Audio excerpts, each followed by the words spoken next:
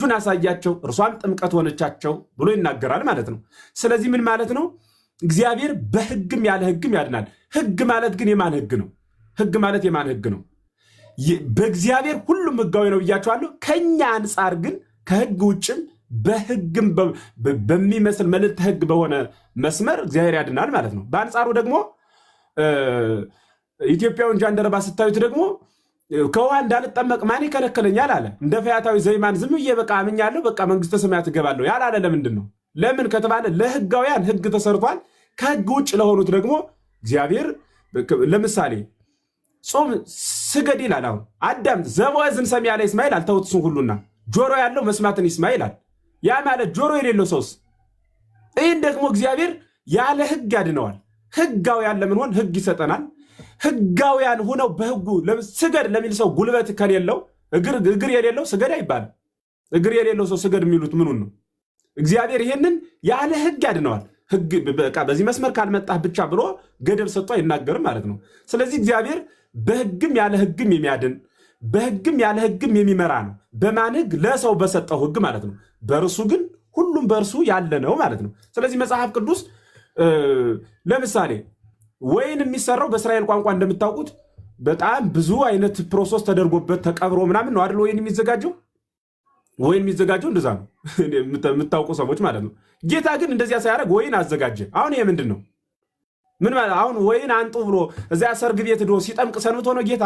አይደለም። ግን ምን አዘጋጀ? ወይን አዘጋጀ። ይህ ምንድን ነው ሲባል መልዕልተ ሕግ ነው። መልዕልተ ሕግ ማለት በአማርኛ ከሕግ በላይ ህሊናት ድኩማነ ህሊና የሆን እኛ ከእግዚአብሔር አንጻር ማለት ነው እንዲህ ነህ እንዲያ ነህ ብለን ልንናገረው አንችልም። ለምሳሌ እሱ ያጸደቀው ማን ይኮንናል ብሏል። በቃ አጸደቀ ብድግ አድርጎ ይህን አጽድቅ ያለው ካለ እግዚአብሔር አይ ለምንድን ነው የሰው ያጸደቀው ብሎ የሚጠይቀው ሰው አለ?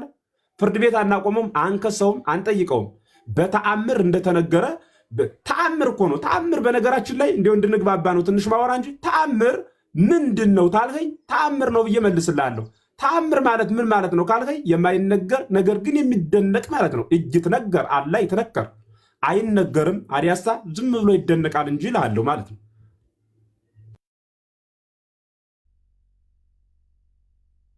እሺ እግዚአብሔር ይስጥልን መምህር ዳጊ አለ።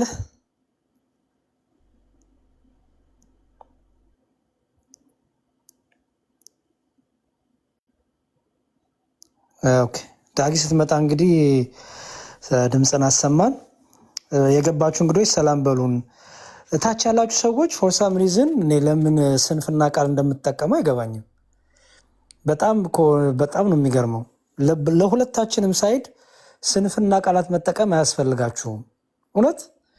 እውነት ቁም ነገር ይወራ ከተባለ እኮ አያስፈልግም። ለምሳሌ ኤፍሬም ሲያወራ አንድ ሰው ከታች ተረት ተረት ካለ ትክክል አይደለም ማለት ክርስትናም እኮ አይደለም። ባይዘወይ ሰዎች ትምህርታቸውን ሲናገሩ ማዳመጥም እኮ ጥሩ ነገር ነው። በጣም እኮ ይሄ እኮ አይጠቅማችሁም። እውነቱን ለመናገር ከማንም ሳይድ ነው የምናገረው እንዴ። ያለበዚያ እንዴት ለምሳሌ እኛ ኦኬ ጨለማ ውስጥ ነን ለእናንተ፣ እናንተም ለእኛ ናችሁ።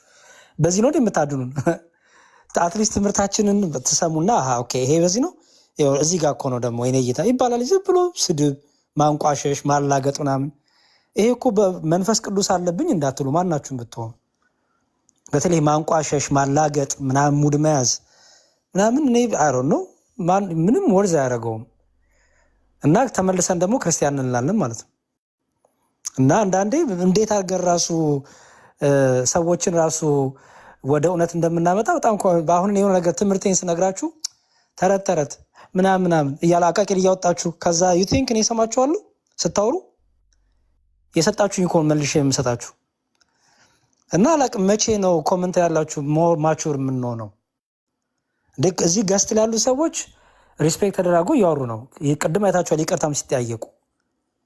ኮመንት ላይ ግን በቃ ዝም ብሎ መሰዳደብ ምናምን እና ፕሊዝ እደጉ፣ እውነት እደጉ።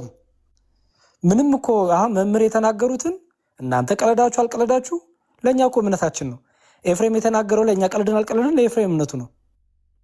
ግን ከመቀለዱ የተሻለ አይዲያ የለም ወይ? ኦኬ እንዲህ ነው እንዴ ትምህርታችሁ ይሄ ነው። ኦኬ ግን ደግሞ እኛ ትምህርት ይሄ ነው። ፐርፌክት። በጣም እንዲሁም ሞር እንድንሰማ ያጓጓናል።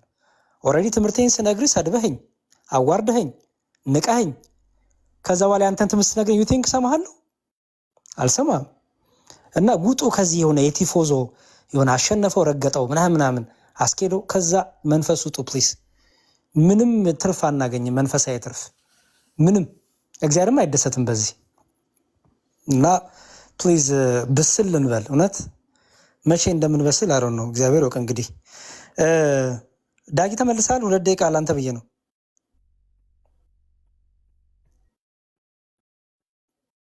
እሺ እስከዛ ሰላም በሉን። ቢኒ ዲያቆን መኮ ሰላም በለን።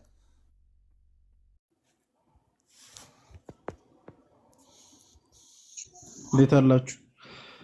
ሰላም ክርስቶስ ይብዛላችሁ ሁላችሁም።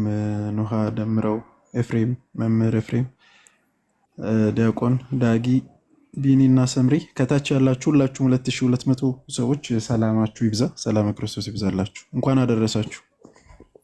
እግዚአብሔር ይመስገን እንኳን አብሮ አደረሰን። ቢኒዬ ሰላም በለን። እንደምን አላችሁ? እንዴት ናችሁ? ሁላችሁንም ሰላም ብያለሁ። እንዴት ናችሁ? እንኳን አደረሳችሁ። እንዴት ናችሁ? ያው እንዳጋጣሚ ነው የገባሁት ኤፊን ስላየው ጥያቄ ከፈቀደልኝ ብዬ ነው። ሁላችሁንም ሰላም ብያለሁ። አመሰግናለሁ እህታችን ነው። አሜን። ዛሬ ነው ቤትሽ የገባሁት። እግዚአብሔር ያክብርልኝ ስላስገባሽ። እሺ ቢኒዬ። ዶክተር ሳሚ ሰላም በይን።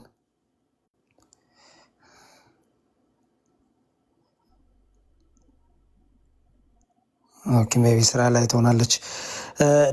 ዳጊ ደቂቃ ስጡኝ ብሏል። ዳጊ እስኪመለስ ቢኒ ወይ ለኤፍሬም የጥያቄ ማቅረብ ከፈለግ ኤፍሬም የሚቀበል ከሆነ ኦር ደግሞ ቅድም በተነሳው ላይ ሀሳብ መስጠት ከፈለጋችሁም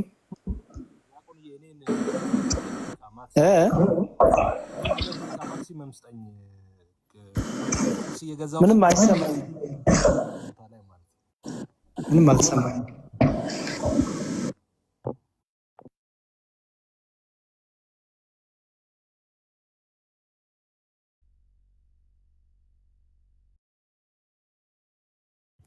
ተሰምቷችኋል ወይስ?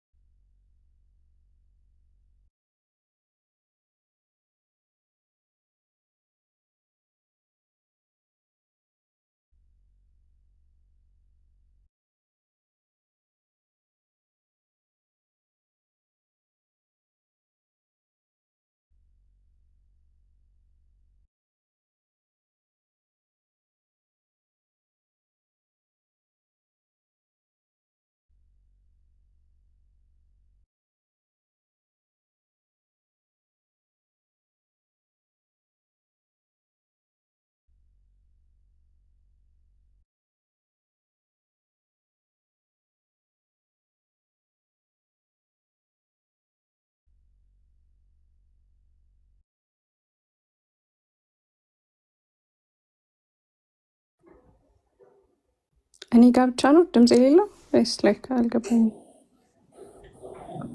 ድምጽ ቆሟል። ያሬዶ ወጣ ከታች አይሰማም። ኮሜንትም ክፈች። ያሬዶ ወጥቶ መሰለኝ።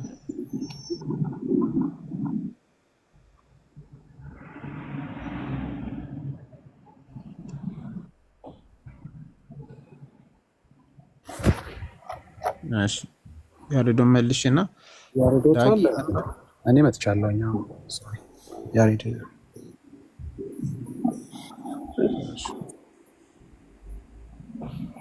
አላችሁ ሰላም ብያለሁ። ሁላችሁንም ኔትወርክ አስረዳችሁ መሰለኝ። መምህር ወረዱ እንዴ አሉ አይደል? መምህር አወረዱ። አንድ ጊዜ ዳጊ ወንድማችን ቅድም ያቀረብከው ጥያቄ ላይ ካስተምህሮ ምንጫችን ለምሳሌ አሁን ስለ ድነት ስናወራ አስተምህሮ ነው ነገረ ድነት በእኛ ቤተክርስቲያን ወይም ትምህርት ሃይማኖት ነው፣ የመዳን አስተምህሮ ነው። የአስተምህሮ ምንጫችን ደግሞ መጽሐፍ ቅዱስና ቅዱስ ትውፊት ነው፣ የአባቶች ትምህርት ማለት ነው። ከዛ ምንጭ ላይ ያልተጠመቀ ይድናል የሚል ማስረጃ ከዛ ብታመጣልን። ምክንያቱም ተአምር እንደ ትምህርት ስለማይወሰድ እንደ አስተምህሮ ስለማይወሰድ፣ ለምሳሌ ሙሴ በበትር ውሃን ከፈለ ባህርን ከፈለ ማለት በትር ባህር ይከፍላል ብለን ትምህርት እንደማንሰራ ሁሉ አንድ ሰው በተአምር ዳነ ማለት የመዳን ትምህርት ይሰራበታል ማለት ስላልሆነ ከመጽሐፋችን ከቤተ ክርስቲያን ያስተምህሮ መጽሐፍት ለምሳሌ ሃይማኖተ አበው ያስተምህሮ መጽሐፋችን ነው። የአባቶችን ሃይማኖት ያስተላለፉበት ትምህርት ስለያዘ ከዛ ላይ አንድ ሁለተኛ ሌሎች ሃይማኖትን ከሚያብራሩ መጽሐፍት ላይ ብታመጣልን ከተአምር ሳይሆን። ቀጥል። እሺ ያሬድን እንዴት ታስገቡታላችሁ? እና አሁን መልስ የሰጡኝንም አባት ብታስገቧቸው ሁሉም ተናግሮ ቢወጣ ጥሩ አይደለም። ጥያቄ እንዲያውም ለመዝሙረ ያሬድ ነበረ። ቆይ አንድ ላስገባቸው እየሞከርኩ ነው የወጡ ሰዎችን።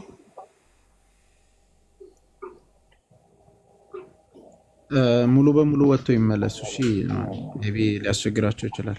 እንባይ ስታደርጊ እሺ እንትን ማግኘት አልቻልኩም፣ እያየሁኝ ነበረ።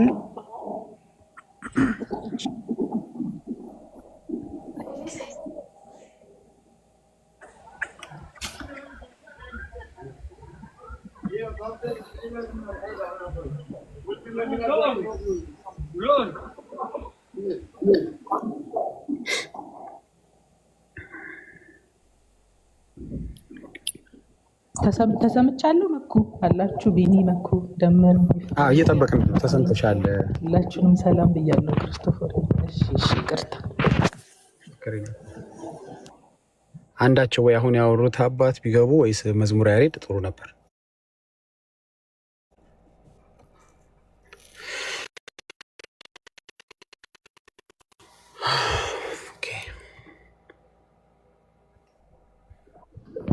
አይ ቲንክ እነሱ ጋር መሽቶባቸው ሊሆን ይችላል። ዶንት ኖ። እስከዛ ወይ መዝሙር የሚከፍት ሰው አይ እንደዛ ከሆነ ኢትስ ኦኬ። መመለስ የሚችል ሰው ካለ ጠይቃለሁ። እንግዲህ ችግር የለም። ዲያቆናት አሉ እዚህ፣ ያው ክርስቶፎርም አለ፣ ዲያቆን መኩም አለ። ነገር ግን አንተ ጥያቄን ስታቀርብ የአስተምህሮ ምንጫችን ከሆኑ የድነት አስተምህሮ ማለት በትምህርተ ሃይማኖት የሚባለው ሰው ለመዳን ይሄን ማድረግ አለበት የሚል የመዳንን አስተምህሮ የያዘ ከነዛ መጽሐፍት ከሃይማኖተ አበው ሊሆን ይችላል። መምህራን ሃይማኖትን ያብራሩበት መጽሐፍ ሊሆን ይችላል። ከዛ ላይ ያልተጠመቀ ይድናል፣ ሰው ሳይጠመቅ ሳይቆርብ ይድናል የሚል ማስረጃ አብረ ብታቀርብ አሪፍ ነው። ከተአምር ላይ እንዳይሆን ብዬ ነው። እሺ ኑሐሚን እንጠብቃቸው ወይስ ጥያቄ የለም? ይኸው መጥተዋል። መምህር ኤፍሬም መጥተዋል። ዲያቆን ያሬድም ይገባሉ። ኦኬ አልገቡም መሰለኝ መምህር።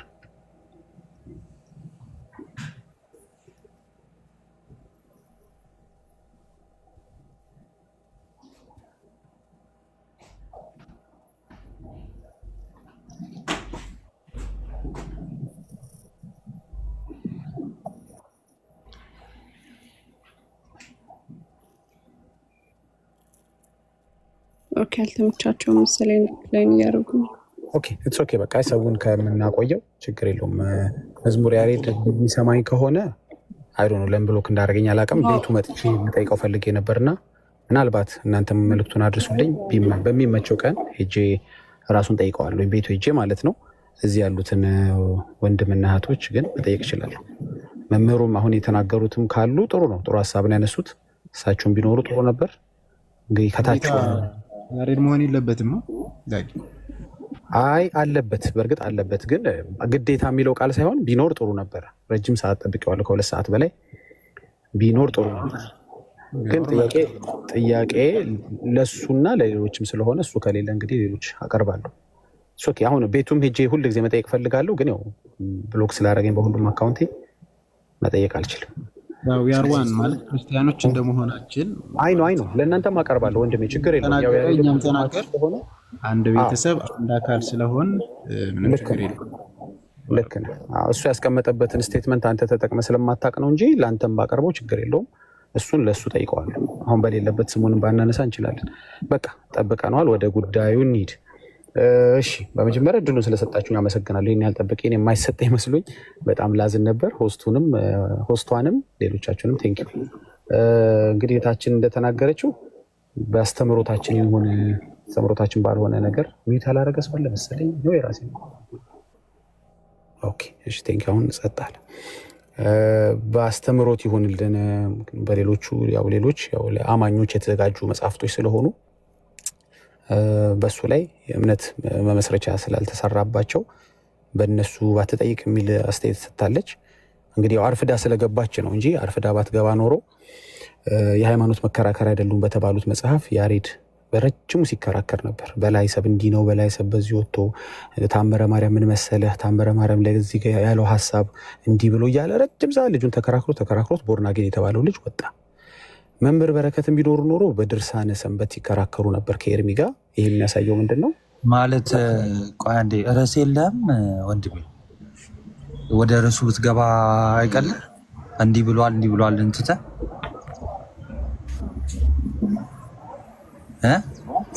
ርዕስ ከእንግዳ መቀበል ጀመራችሁ ማለት? ርዕስ የለውም ቤቱ ከሌለው ውረድ በቃ። ቤቱና ርዕስ መጽሐፍ ቅዱስ አስተምህሮ አንሳ፣ እዛ ላይ እናውራ ነው መጀመሪያ እያወራሁ ጣልቃት ርዕስ ከእንግዳ አይጠየቅም። አልገባችሁ ከሆነ አትስራ እያወራሁ ነው ያቋረጥከኝ። እሺ ልቀጥል እኮ አሁን ሀሜቱን ትተህ ጥያቄም ከሆነ የምታቀርበው ጥያቄ ይህን አቅርብ። መምህር ኤፍሬም ስለገብተዋል። ኦኬ መጥቻለሁ። ዳጊ ግን መምህር መጥተዋል። እሺ መምህር አመሰግናለሁ ስለመጡ። አሁን በሰጡት አስተያየት ላይ ስለመለሱልኝ እግዚአብሔር አክብሮት እያወራሁ ነው። እንግዲህ ያው ሁላችሁም ጣልቃ እየገባችሁ ያላችሁት አሁንም ጠብቅ የምትሉኝ ከሆነ ከ3 ሰዓት በኋላ እኔ መጠበቅ ችግር የለብኝም። ምናልባት ዳጊ ጥያቄ አቅርበህ ከሆነ የገቡት መሀል ላይ ጥያቄ ላቅርብ ብዬ ነው። ኦኬ ተናገር። ቆይ አንዴ የሚወጥ ላድርግልህ። ቆይ በደንብ ያወራት ትግቡበት። እሺ እየሰማችሁ ግን ቅድም ሰምታችኋል መምህር ያሉት ጌታ ያክብሮት። አዎ እኔ ሰምቻለሁ። ይልቀጥል ጥያቄን ስለመለሱልኝ በመጀመሪያ እርሶ ይመስሉኛል የመጀመሪያው እንዲያውም ያው የመለሱልኝ እና በጣም ነው የማመሰግኑት። ብዙ ሰው ኢግኖር አድርጎኝ እርሶ መልሰውልኛል። ግን አልገባኝም። ጥያቄን በደንብ ስላልጠየቅኩ ይመስለኛል። ተአምር ነው ብለዋል። እንግዲህ እኔ ምልጃዋ ተአምር ነው በሚል ትምህርት እንዳላችሁ አላቅም። ካላችሁኝም እኔ ከእናንተ በላይ አላቅም። እንግዲህ እናንተን አስተምሮ እናንተ ናችሁ የምታውቁት። የማርያም ምልጃ ተአምር እንደሆነ አላቅም ነበር። ነው ካሉኝ በራሱት ጊዜ ማይክ ሲያበሩ ይነግሩኛል። ምልጃዋ ተአምር ነው ቢባል ችግር የለውም። ብቻ ተአምረኛ በሆነው ምልጃዋ ከገሃነመ እሳት የምታወጣ ቅድስት ድንግል ማርያም ስላለች ሰው ዛሬ በተወያያችሁበት ጉዳይ ባይወያይ፣ ስለ ጥምቀት ባይወያይ ብቻ አይደለም ባይጠመቅም፣ ቢፈልግም ደግሞ መልካም ስራ ባይሰራ፣ ቁርባን ባያረግም መንግስተ ሰማያትን መውረስ እንደሚችል እንግዲህ መጽሐፍታችሁ ወይም ትምህርታችሁ አስተምሮታችሁ ይናገራል። አሁን እህታችን እንዲያውም አስተምሮ አድርግልን ስላለች ማለት ነው። አስተምሮታችሁ ይናገራል። ስለዚህ የአስተምሮ የሚገኝበትን ከነገጹ ከነመጽሐፉ ከነምኑ ከፍቻ ያሳያለሁ። ያው እሳቸው እርስዎ እንደማያውቁ አድርጌ ማውራት ስለማልፈልግ ነው። ማውራውን በደንብ ከኔ በላይ ስለሚያውቁት። ስለዚህ እሱ ካለ የእሷ ምልጃ ካለ ምልጃዋ ደግሞ ተቀባይነት የማያገኝበት ምንም አጋጣሚ የለም። እንግዲህ በእናንተ አስተምሮ ማለት ነው። ማለት ይሄኛውን ጥያቄሽን አልቀበልም ኢየሱስ አይላትም መቼም ቢሆን አይደል።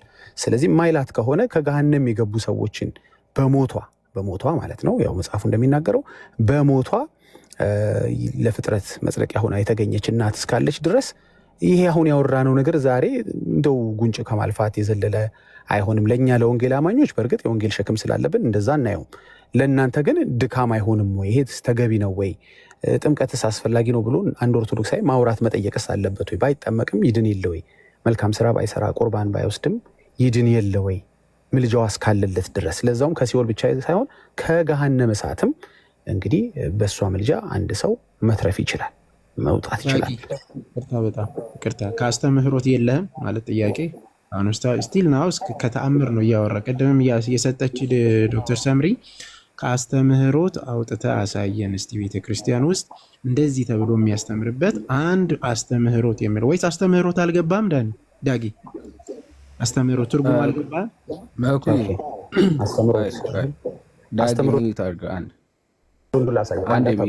አስተምሮት መሆኑን አስተምሮት ላሳይ። እንግዲህ ካስተምሮት በኋላ ታሳያለህ ማስረጃውንና አንዴ ብታፍኑኝ አይጠቅማችሁም። ይሄ ነገር ሁሉ ይነሳል። ሳወራ መረጃው ስጠን የሚባል አስተምሮታችን መሆኑን አሳይ። አንዴ ዳጊ ሚዩት አድርገው እያወራሁ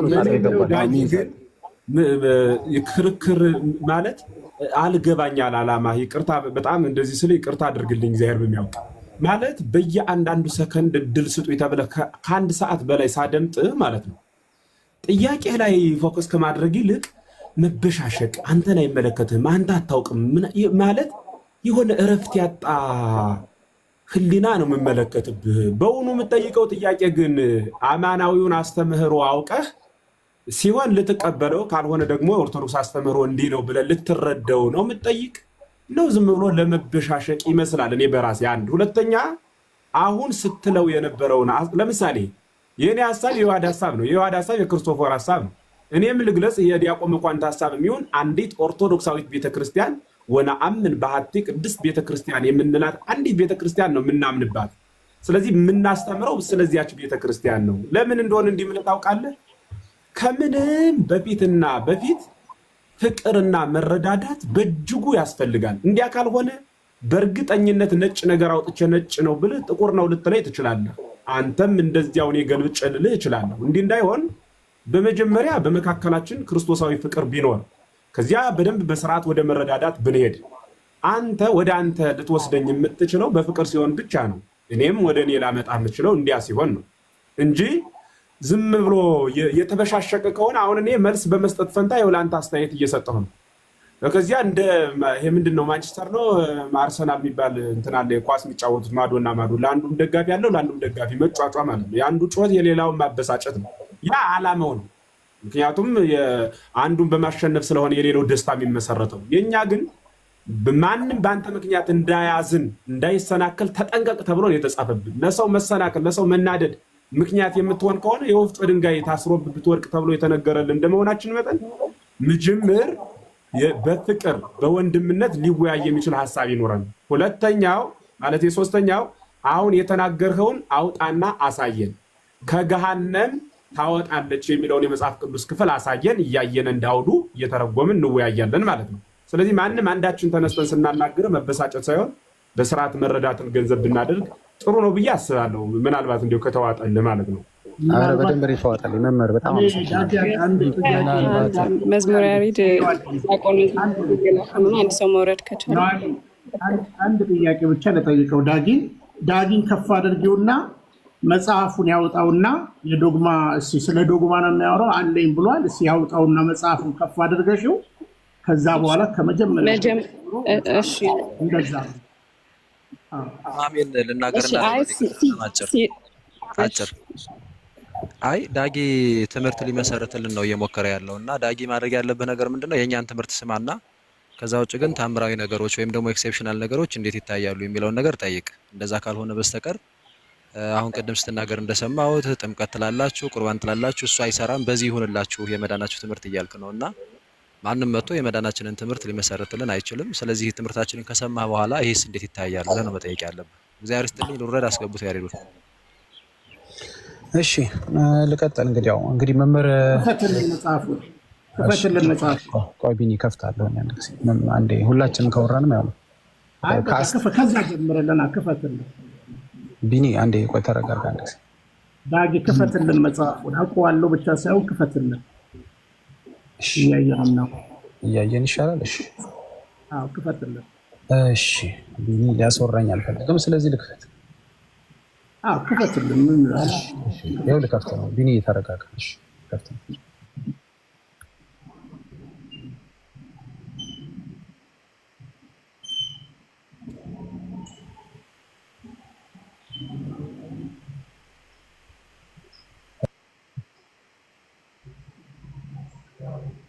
ባትሪ ዘግቶ ነበር የወጣሁት። ይቅርታ በጣም እሺ፣ ይቅር በሉኝ።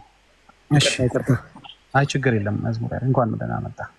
እሺ ከቨሩ ይሄ ነው። ውስጡ ያለውን እንግዲህ እኔ ስላልሰራሁት ከቨሩን ላዩ ላይ ለምን አልተጻፈም? አይ ከቨር የሚጠይቁ ስላለው ነው። ተው ዳጊ ፌስቡክና ፔጅዋን ክፈት። ይሄ ከቨር ለሁሉም ከቨር ተለብጦ የሚሰራ ነው በቆዳ ዳጊ እና እሱ ነገርልኝ ከቨሩ ርዕስ ስለማይሆን አንተ ነገርልኝ። አይ ከቨሩ ርዕስ ስለማይሆን ባለፈው ኢንሳሳይ ይኸውልህ ከቨር የለውም ብለውኝ ነበር። እንኳን ደህና እንዲያው እንኳን አንተ መጣህልኝ።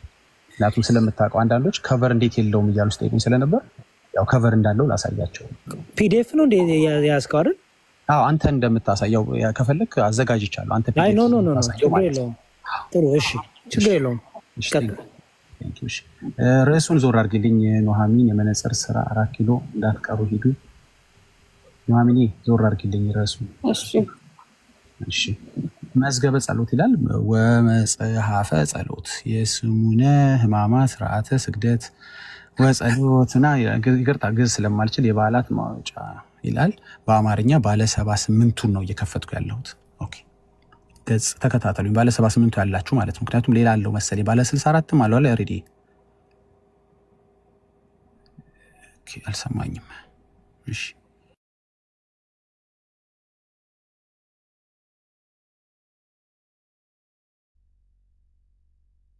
እንደዚህ ይላል እንግዲህ ገጽ 663 ላይ ሄዳችሁ ስታዩት እንደዚህ ይላል።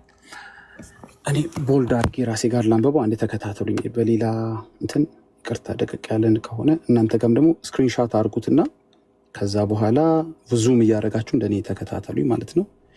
አንድ ጊዜ ይቅርታ እዚህ ጋር ቦልድ አድርጌ ላንበበው። እሺ ገጽ 663 ላይ አንድም ማርያም ማለት እንግዲህ ነገረ ማርያም ነው እያነበብኩ ያለሁት። ነገረ ማርያም አስተምህሮ ነው። አንድም ማርያም ማለት ውብህት ስጥውት ማለት ነው። ይህስ እንዴት ነው ቢሉ እመቤታችን እግዝእትነ ማርያም የተወለደችለት በአባት እናቷ ቤት ውህብት ስጥውት ሁና ተገኝታለች። ኋላም ለዓለም ሁሉ አማላጅ ሁና ሞታለች። እኔ አማላጅ ሆና የሞታች ማርያም አላውቅም፣ እናንተ ታሳዩኛላችሁ፣ ትነግሩኛላችሁ በኋላ። አማላጅ ሁና ሞታለች። ስለዚህ ውህብት ስጥውት አላት ይላል። ከዚህም በኋላ እርሱም ፀሐይ ጽድቅ ጌታችን እግዝእትነ ኢየሱስ ክርስቶስ እመቤታችን እግዝእትነ ማርያም በጊዜ ሞቷ ከመከራ ወደ ረፍት ከሐዘን ወደ ትፍሲት ትሄጂ ዘንድ ሙቺ አላት። እናቱን ሙቺ የሚል ኢየሱስም አላውቅም፣ ይቅርታ።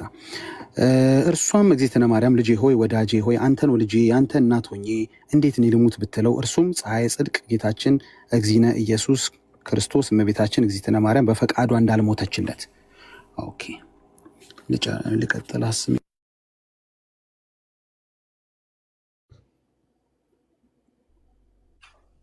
በፈቃዷ እንዳልሞተችለት አውቆ 99,999 ነፍሳትን በአንድ ቀን ተኮንነው ገሃነመ እሳት ሲኦልም አይደለም ገሃነመ እሳት ሲወርዱ አሳያት። እነዚህም ነፍሳት እመቤታችን እግዝእትነ ማርያምን ባዩ ጊዜ እናታችን እመቤታችን ሆይ ለዘመዱ የሚያዝን አንጀት፣ ራሱንም የማይሸከም አንገት፣ አንጀቱም አንጀት አንገቱም አንገት አይደለም፣ ከልጅሽ አስታርቂን፣ ከገሃነመ እሳት አውጭን። ከምን አውጭን? ከገሃነመ እሳት አውጭን፣ መንግስተ ሰማያት አግቢን ብለው ቢያለቅሱባት፣ እርሷም እመቤታችን እግዝእትነ ማርያም ልጄ ሆይ ወዳጄ ሆይ እባክህ ማርልኝ አለችው። እርሱም ፀሐይ ጽድቅ ጌታችን እግዝእትነ ኢየሱስ ክርስቶስ እኔ ደቂቀ አዳምን ከገሃነመ እሳት አውጥቼ መንግስተ ሰማያት ያገባው ተገርፌ ተሰቅዬ ተቸንክሬ ሞቼ ተነስቼ አይደለምን? አንቺም ለእነዚህ ነፍሳት ኦኬ የሚቀጥለውን ክፈተው።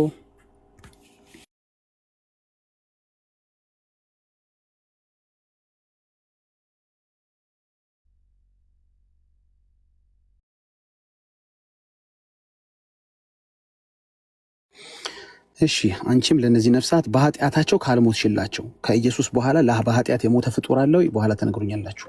አንቺም ለእነዚህ ነፍሳት በኃጢአታቸው ካልሞትሽላቸው ዘለዓለም በገሃነመ እሳት ወርደው ይቀራሉ አላት። እንግዲህ በፈቃዱ አልሞት ስትለው ማለት ነው።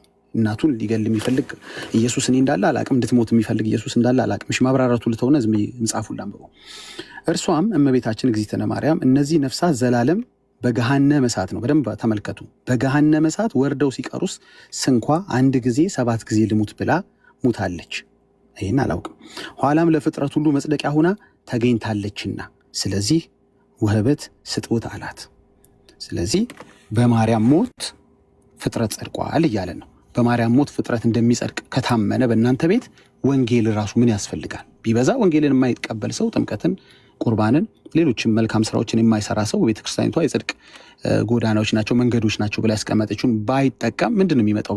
ወረስት የሚመጣው ሲኦል ቢገባ ነው። ከዛ ደግሞ ገሃነመ እሳት ቢገባ ነው። ታዲያ ይግባ። ታዲያ ምን ችግር አለው? ኦርቶዶክስ አይደል እንዴ? ማርያም በምልጃዋ ታወጣዋለች፣ ከገሃነምም ታወጣዋለች። እንግዲህ አታወጣውም ታወጣዋለች። ደግሞ ተሳስቼ ከሆነ ታረሙኛላችሁ። ምልጃዋ ተቀባይነት ላያገኝ ይችላል፣ ላያወጣ ይችላል።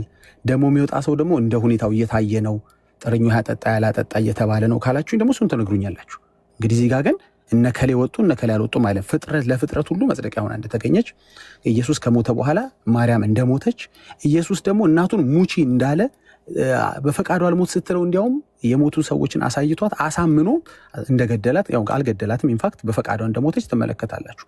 ስለዚህ ይሄ ወንጌል ነው ወይ? ይሄ ደግሞ ወንጌል ነው ካላችሁኝ ይሄ እንግዲህ አስተምሮ ነው። ነገረ ማርያም አይደል እያወራን ያለ ነው። ይሄ አስተምሮ ባለበት ቤት ውስጥ እንዴት ነው ጥምቀት ምናምን እያለ የምናወራው? ምን ይሰራል ጥምቀት? የእሷ ምልጃ ከገሃነመ እሳት ያወጣልና። ይሄ መለስልኝ። ወደ ሁለተኛው ጥያቄ ሄዳለሁ። ቴንኪው፣ አመሰግናለሁ ስላዳመጣችሁ። እሺ መምህር ኤፍሬም እርሶ ስለሆነ ያሉት መምህራችን እርሶ ይመለሳሉ። እኔ ግን ለዳጊ አስተያየት ልስጥና የመጀመሪያው ነገር ሌላ ቀን የምመክርህ ዳጊ ወንድሜ መጽሐፉን አንብበህ ካልገባህ ምን ማለት ነው ብለህ ብትጠይቅ ጥሩ ነው። በጣም የሚገርመው ነገር አንተው አነበብክ፣ አንተው ፈታህ፣ አንተው ትምህርት ሰራ፣ ከዛ መልሱልኛልክ። ይሄ በጣም የሌለ ነገር። ለምሳሌ አሁን በእናንተ ቤት የሆነ ነገር ቢኖር እኔ የማላውቀው መጽሐፍ ከመጽሐፍ ቅዱስ ውጭ የሆነ መጽሐፍ ቢኖር እመጣና ይህን ንባባችሁ አንብቤ ይሄን ነገር አስረዱኝ ነው እንጂ ምለው ከሆነ ጋር ሰፋፍቼ ለራሴው ነገር እንዲመች አድርጌ ቀባብቼ አቅርቤ ከዛ መልሱልኝ። ይሄ በጣም ትክክል ያለው ነገር ነው። እና ሰው ልታሳየን ገብተህ የነበረው ይመስለኛል ሰው ሳያምን ሳይጠመቅ ክቡር ስጋውን ክቡር ደሙን ሳይበላ ሳይጠጣ በስላሴ ሳያምን ይድናል። ይሄን ማስረጃ ፕሩፍ አለኝ ብለህ ነበር ያመጣው። ስለ ቁርባን አልተናገርክ፣ ስለ ጥምቀት የተጻፈ ነገር አላነበብን፣ ስለ እምነት ስለ ስላሴ የተጻፈ ነገር አላነበብን፣ ምንም ነገር አላነበብንም። የራስህን ትምህርት ሰርተህ የራስህን እሳቤ ሰርተህ የራስህን ነገር አስገብተህ ከዛ በኋላ የራስህን ነገር ገጠምክ፣ ከዛ ጥያቄ ጠየቅ ማለት ነው። እና ኤኒዌይስ እኛ ግን አቃንተን ስለምንመልስልህ ችግር የለውም። ለኔክስት ታይም ቢሆን ደስ የሚለኝ አንብበው፣ መጽሐፉ ያንተ ስላልሆነ አይገባህም፣ ያ ደግሞ አይፈረድብም። ምክንያቱም መጽሐፉ ያንተ አይደል፣ የቤተክርስቲያኑ መጽሐፍ ቅዱስ ቢሆን ሁላችንም ሼር የምናደርገው ነው። ይሄ መጽሐፍ ግን የኛ ስለሆነ አትረዳውም፣ አይገባህም። ካልገባህ ደግሞ ምንድነው የሚደረገው? ይሄ ነገር አልገባኝም እዚህ ክፍል ላይ ሳነባው፣ እናንተ እንዴት ነው የምትመለከቱ፣ ቤተክርስቲያን ነገር እንዴት ነው የምትፈታው ብለህ ብትጠይቀን አይዊሽ በጣም ጥሩ ነገር ነው። መልሳችን ልትቀበል አልትቀበል ትችላለህ፣ እሱ ያንተ ምርጫ ሆናል። ግን አትሊስት መጽሐፍ ስላልሆነ መጽሐፍ ያልሆነውን ነገር እንዲህ ሊሆን ይችላል እንዲህ ነው ብለህ የተለያዩ ነገሮችን ሰርተህ ከመጣህ እና የጠየቅንና የመጣህበት ነገር ምንም ማች የሚያደርግ ነገር ሆኖ ስላገኘሁት ነው። መምህር ኤፍሬም መልሱልህ። ፒዲኤፍ አይደለም ያዝከው፣ አይ ገስ አይ ቲንክ ስክሪንሻት ነው ያዝከው ይመስለኛል። ለዛ ነው ኔክስት ፔጅ መግለጥ ጥያቄ ያለውና ችግር የለም። ወደ ኋላ ተመለስና ከመጀመሪያው ጀምሮ መምህር ኤፍሬም መልሱላል። እኔም ሀሳብ እሰጣለሁ። ካወራኝ ከአንተ ጋርም መቀጠል እንችላለን። ከዛ ወደ መምህር ኤፍሬም ሄድ እንችላለን። በቤተክርስቲያናችን ያው መምህር እያሉ እኛ ተማሪዎች ምንም ስለማንን መምህር ይቅደሙ። ግድ የለም። ዋናው ትልቁ ነገር ለሰውየው መልሱን እንዲያገኝ ነው። ወንድም መዝሙረ አንተም ትቀጥላለህ። ነገር ግን ቀጥታ ወደ መልሱ ነው መሄዳውን። አንደኛው ያነሳው መልስ ሰው አራት ህልውና አለው። አንደኛው በእናቱ ማህፀን የሚኖረው ህልውና ነው ወይ የመጀመሪያው አኗኗር ማለት ነው። ሁለተኛው በስጋ ተወልዶ እስከ ዕለተ ሞቱ ምድር ላይ የሚኖረው ነው። ለዚህ መቼም ጥቅስ አያስፈልግም እየኖርነ ስለሆነ። ሶስተኛው ነፍስና ስጋ ተለያይተው ስጋ በመቃብር ነፍስ ደግሞ እግዚአብሔር በፈቀደው በመካነ ነፍሳት የሚኖረው መኖር ነው። አራተኛው ነፍስና ስጋ ተዋህደው ክርስቶስ በመጨረሻ ለፍርድ ሲመጣ ንዑ ሀቤ ወደ እኔ ኑና ሁሩም እኔ ከኔ ወግዱ የሚልበት የመጨረሻው ዕለት ነው። ይሄ የመጨረሻው ዕለት ነው ማለት አራት ህልውና ማለት ይሄ ነው። በቃ ሰው ያለው ይሄ አራት ህልውና ነው። አሁን ሰው እስከዛሬ ድረስ እየኖረ ያለው ሶስቱን ነው። አራተኛውን ገና አልደረስንበትም። ከእናታችን ማህፀን ተወልደናል። ከእናታችን ማህፀን እንደተወለድን ሁላችን እናውቃለን። በምድር እየኖርን ነው፣ እንደኖርን እናውቃለን። የሞተ ሰውም አለ። ነፍሱ ስጋውንም መቃብር ወስደን አድርሰናል። ነፍሱም ደግሞ በመካነ ነፍሳት እንዳለች እናውቃለን፣ እናምናለን ማለት ነው። ክርስቶስ ዳግም ሳይመጣ ግን ገሃነምና መንግስተ ሰማያት የሚባሉ አይከፈቱም። መካነ ነፍሳት የሚባሉት ሲኦል እና ገነት ናቸው። ዳግም ሲመጣ ነፍስን ከመካነ ነፍሳት ስጋን ከመቃብር አስነስቶ አዋህዶ ያኔ ፍርድ የሚሰጥበት ይትፍረወሙኬ ለለ ይቀትሉ ስጋክሙ ወለነፍስክሙ ውስጥ ይድክሉ ቀትሎታ ስጋችሁን የሚገድሏችሁን አትፍሩ ነፍሳችሁን መግደል አይቻላቸውምና ካለ በኋላ ወባይቱ ፍረህ ወለዘወ ስልጣን እምድህረ ቀተለ ነፍሰ ወስጋ ህወራ ሀይጉል በውስጥ ገሃነም። ነገር ግን ነፍስና ስጋን ከገደለ በኋላ በገሃነም የሚቀጠውን እርሱን ፍሩት የተባለችው ፍርድ ገና ወደፊት የምትመጣ ናት። ስለዚህ ገሃነም ብለህ ላነሳው እንደ ራእይ ነው ያሳያት እንጂ ከገሃነም አወጣች አይልም ቃሉ። ሲወርዱ አሳያት ነው እንደ ራእይ። ራእይ ዮሐንስ የሚባል መጽሐፍ አለ አይደል? በሱ ልክ መረዳት ይጠይቃል። የመጀመሪያው ሐሳቡ ያ ነው። ሁለተኛው የእመቤታችን ቅድስት ድንግል ማርያም ለኛ ለኦርቶዶክሳውያን ከፍጥረታት ሁሉ የተለየች የምንላት የተሰጣት ሀብተ ውሂብ ወይም ጸጋዋ ልዩ ስለሆነ ነው። ምሳሌ ልውሰድ። በእኛ ቤተክርስቲያን እመቤታችን ዛሬም ድረስ ድንግል ናት። በሌላው ደግሞ በግልባጩ ደግሞ የኢየሱስ ክርስቶስ እናት ናት። እናቱ ስትሆን ድንግል ናት፣ ድንግል ስትሆን ደግሞ እናቱ ናት እያልሁ ያለሁት ድንግልና ያላት ሴት ልጅ የላትም፣ ልጅ ያላት ሴት ድንግልና የላትም። አንዱን ከወደዱ አንዱን ያጣሉ። ድንግል ግን ድንግልናዋም አለ አብሯት፣ ልጇም አለ አብሯት፣ ልጅም አላት፣ ድንግልናም አላት። እናት ስትሆን ድንግል፣ ድንግል ስትሆን እናት ናት እያልሁ ያለሁት መልዕልተ ሕግ አድርጎ እግዚአብሔር ለብቻ ለዓለም ድህነት አድርጎ አዘጋጅቷታል። ተፈሥሒ ፍሥሕት ኦ ምልዕተ ጸጋ፣ ጸጋን የተመላብሽ ተብላ ተነግሯታል። በዚያ መሰረት ጸጋ የተመላባት ቅድስት ድንግል የጸጋ ግምጃ ቤት የሆነው ኢየሱስ ክርስቶስን ወልዳለች። ስትወልድ እግዚአብሔር ለቅዱሳን ሁሉ ጸጋን የሚሰጥ በእርሱ ያመነ ዋጋ እንደሚያገኝ ሁሉ በእኔ የሚያምን እኔን የወለደች እናት አይደለም፣ በእኔ የሚያምን ነው ያለው ጌታ። እኔ የምሰራውን ስራ ይሰራል ካለ በኋላ ከኔም አብልጦ ይሰራል ያለ ባለቤቱ ነው። ልብ ብላችሁ አዳምጡ። በእኔ የሚያምን እኔ የምሰራውን ስራ ይሰራል። ይቀጥልና ከኔም አብልጦ ይሰራል አለ። እኔ የምሰራውን ስራ ይሰራል ማለት ምን ማለት ነው? እርሱ ምን ሰርቷል? ህሙማንን ፈውሷል፣ ድውያንን ፈውሷል፣ ሙታንን አስነስቷል። በእኔ ያመነ እሱን ይሰራል አለ። እርሱ ምን ሰርቷል? በገሃነም ያሉትን ማለት በሲኦል ያሉትን ለዘመናት ለ5500 ዘመን ሲቀጡ የነበሩትን አውጧል አይደል? በእርሱ ያመኑ ቅዱሳን ደግሞ እርሱ እንዳደረገው እንዲሁ ያደርጋሉ። ማለት ምን ማለት ነው? ያ የሰጣቸው ጸጋ የገባላቸው ቃል ኪዳን ስለማይታጠፍ ሰኞ ሰጦ ማክሰኞ እንደ ስጋዊ ፍጥረት ስለማይቀማ ያ እኔ በእኔ የሚያምን እኔ የምሰራውን ስራ ይሰራል ከኔም አብልጦ ይሰራል ተብሎ ስለተነገረ ለሁል ጊዜ የሚያገለግል ስለሆነ እንኳን ለድንግል ለሌሎቹ ቅዱሳን ሁሉ ለነ ክርስቶስ ሰምራ ለሌሎቹም ቅዱሳን የተሰጠ ቃል ኪዳን ነው ማለት ነው። ሌላው በጣም የገረመኝና የተደነቁበት እናቱን የገደለ ኢየሱስ እንዳለ አላውቅም ብለህናል። ነፍስን ከስጋ የሚለይ አምላክ ብቻ ነው። ኢየሱስ ክርስቶስ አምላክ ከሆነ አይደለም ብለህ አትከራከረኝም። ከሆነ ነፍሷን ከስጋዋ የለያት አምላኳ ወይም ልጇ ኢየሱስ ክርስቶስ ወይስ ሌላ አካል ነው ነፍሷን ከስጋዋ የለያት? ልብ ብለህ አዳምጥልኝ። ምክንያቱም ነፍሷን ከስጋዋ ልጇ ሊለያት አይችልም ብለኛል እና ሌላ ባለስልጣን አለ ማለት ነው ከኢየሱስ ክርስቶስ ውጭ ነፍስን ከስጋ የሚለይ። ስለዚህ ይህ ትክክል አይደለም ማለት ነው። ትክክል አይደለም። እንደገና ገሃነም ማነሱ ነፍሳትን በእመቤታችን በቅድስት ድንግል ማርያም አማካኝነት ነፍሳት ከሲኦል ወደ ገነት የሚሸጋገሩ ከሆነ መጸለይ፣ መጾም፣ መስገድ አያስፈልግም ብለሃል።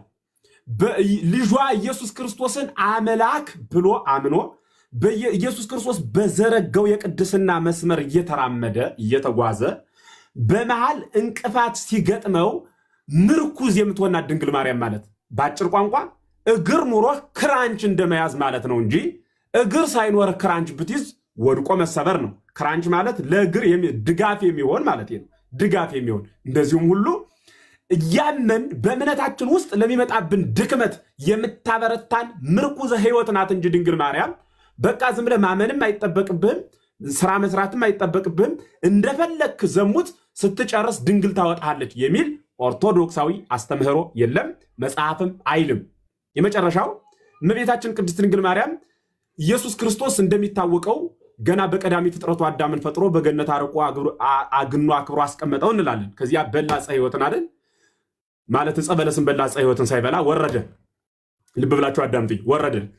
ሲወርድ መጥቶ ከድንግል ተወለደ፣ አዳነው። አድኖ ደግሞ ንስሐ ደግሞ ሰጠው። ደግሞ የሚጸጸትበት ጊዜ ደግሞ ሂድና ራስህን ለካህን አሳይ ብሎ የሚመረምር የሚናዝዙ ሐዋርያትን አስቀመጠልን።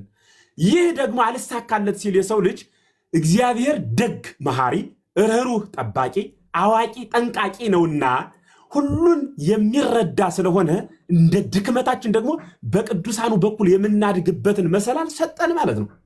ለምንድን ነው ይሄን የሰጠ? መስመሩ ይሄ ብቻ ነው ብለን ልንከሰው አንችልም። የቅድሙ ነው የምደግመው። አንዱ እሱ ነው።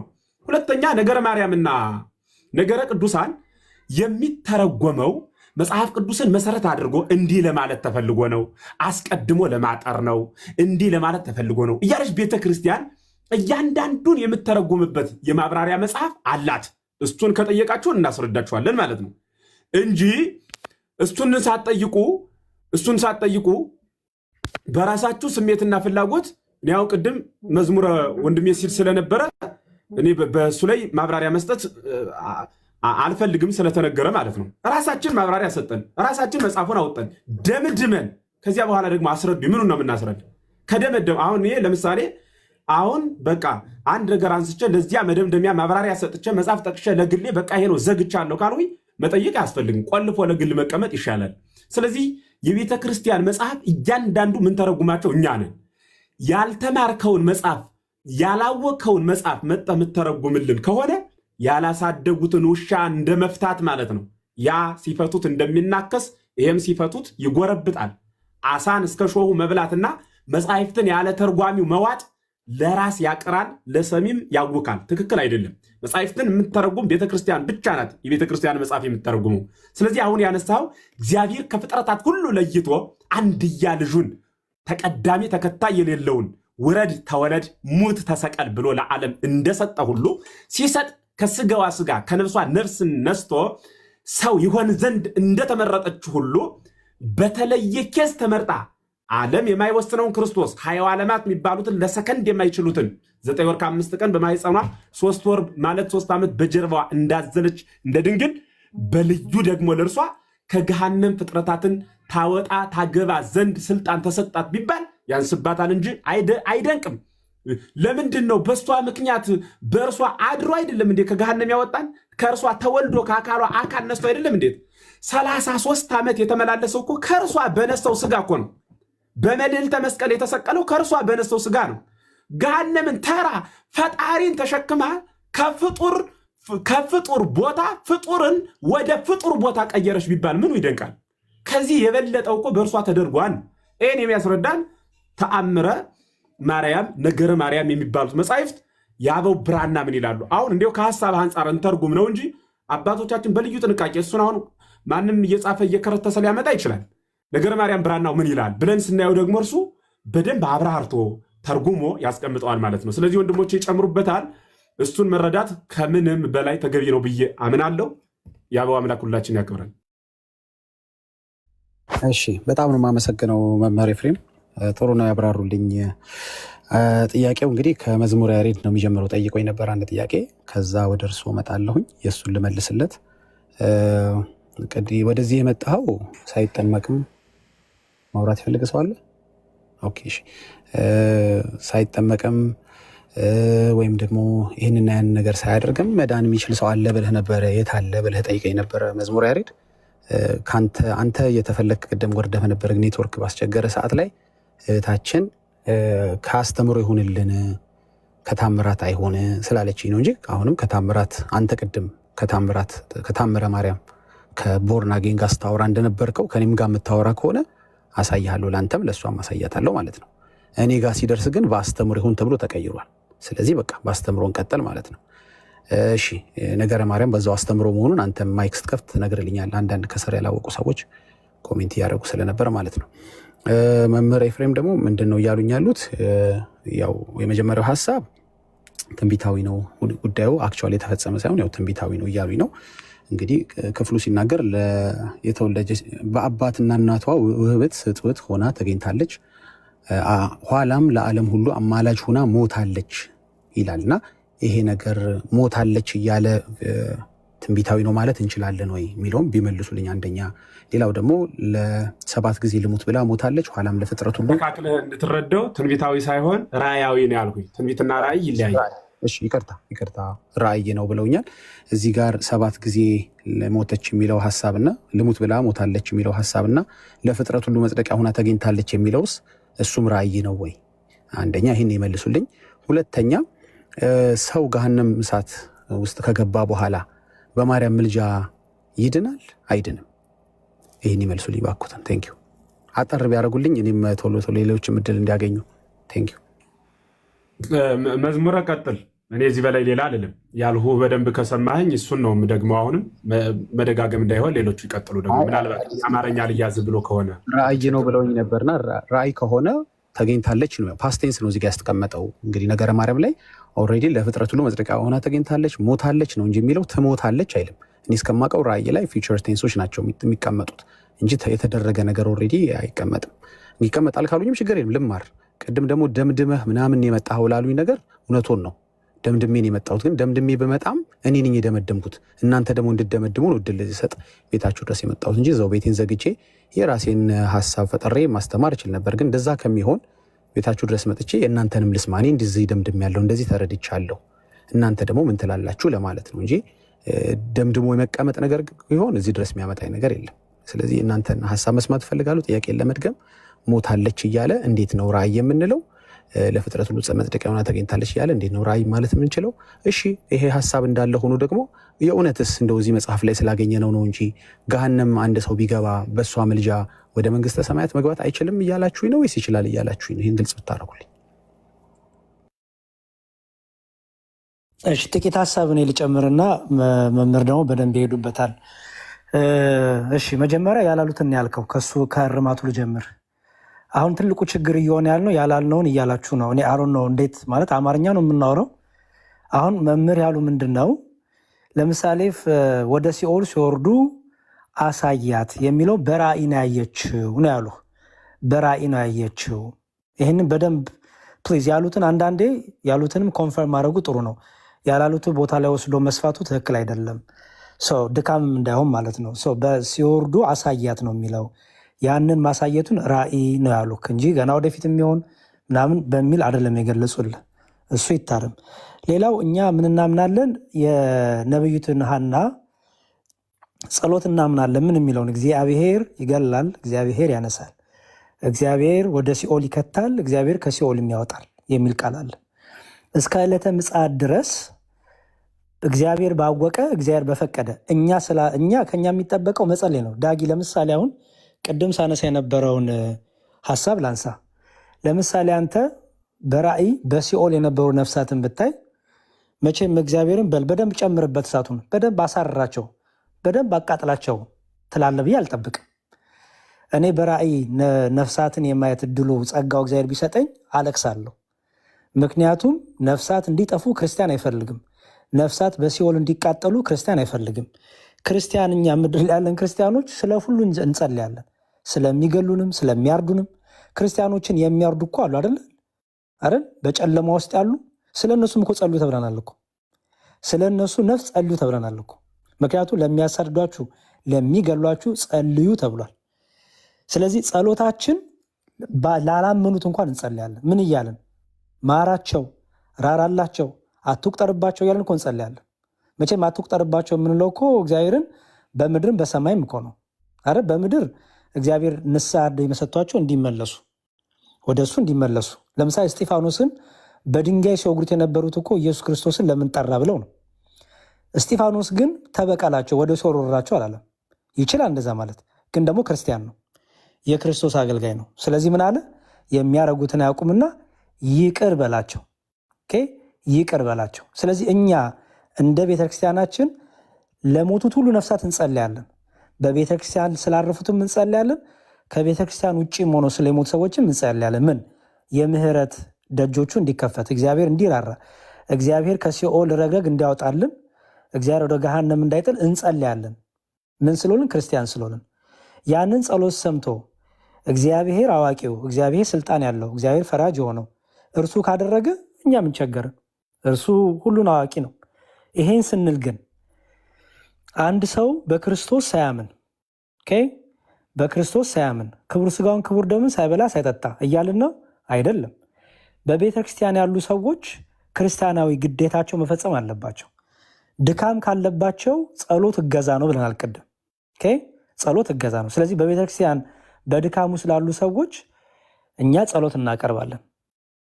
እመቤታችንም እዚህ ጋር አረገች የተባለችው ምንድነው? በራእይ አሳያት። ልክ ቅድም እንዳልኩ እንኳን እመቤታችን አይደለችም፣ ያቺ ርኅርኅት እናት አይደለችም። እኔ እንኳን ነው የምልህ፣ እርግጠኛ ነኝ አንተም ልትሆን ትችላለህ፣ ያንተን ስለማላቅ። እኔ ግን እግዚአብሔር ዛሬ በራእይ ነፍሳት ወደ ሲኦል እየወረዱ ቢያሳየኝ፣ በራእይ ወስዶ ወደ ሲኦል ቢወስደኝ እና ነፍሳት ሲቃጠሉ ቢያሳየኝ አዝናለሁ፣ አለቅሳለሁ። ማራቸው፣ እራራላቸው ጌታ ሆይ እላለሁ።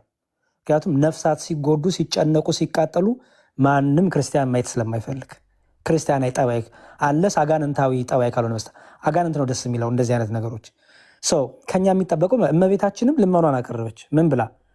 በነፍሳት በራእይ ያሳያት ወደ ሲኦል ሲጓዝ። ስለዚህ ምን አለች? ማርልኝ፣ ራራልኝ፣ በቃ።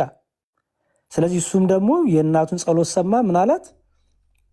ማረላት፣ ራራላት። ስለዚህ እኛ ምናምናለን እስከ ዳግም ምጽአት ድረስ አምላካችን ኢየሱስ ክርስቶስ መጥቶ ሙታን ተቀስቅሰው የትንሣኤ ሙታን እስኪሆን የፍርድ ቀን እስኪሆን ድረስ እስከዛ ድረስ እግዚአብሔር ወደ ሲኦል ያወረደውን ከሲኦል ላውጣ ይችላል። እንዴት አላቅ።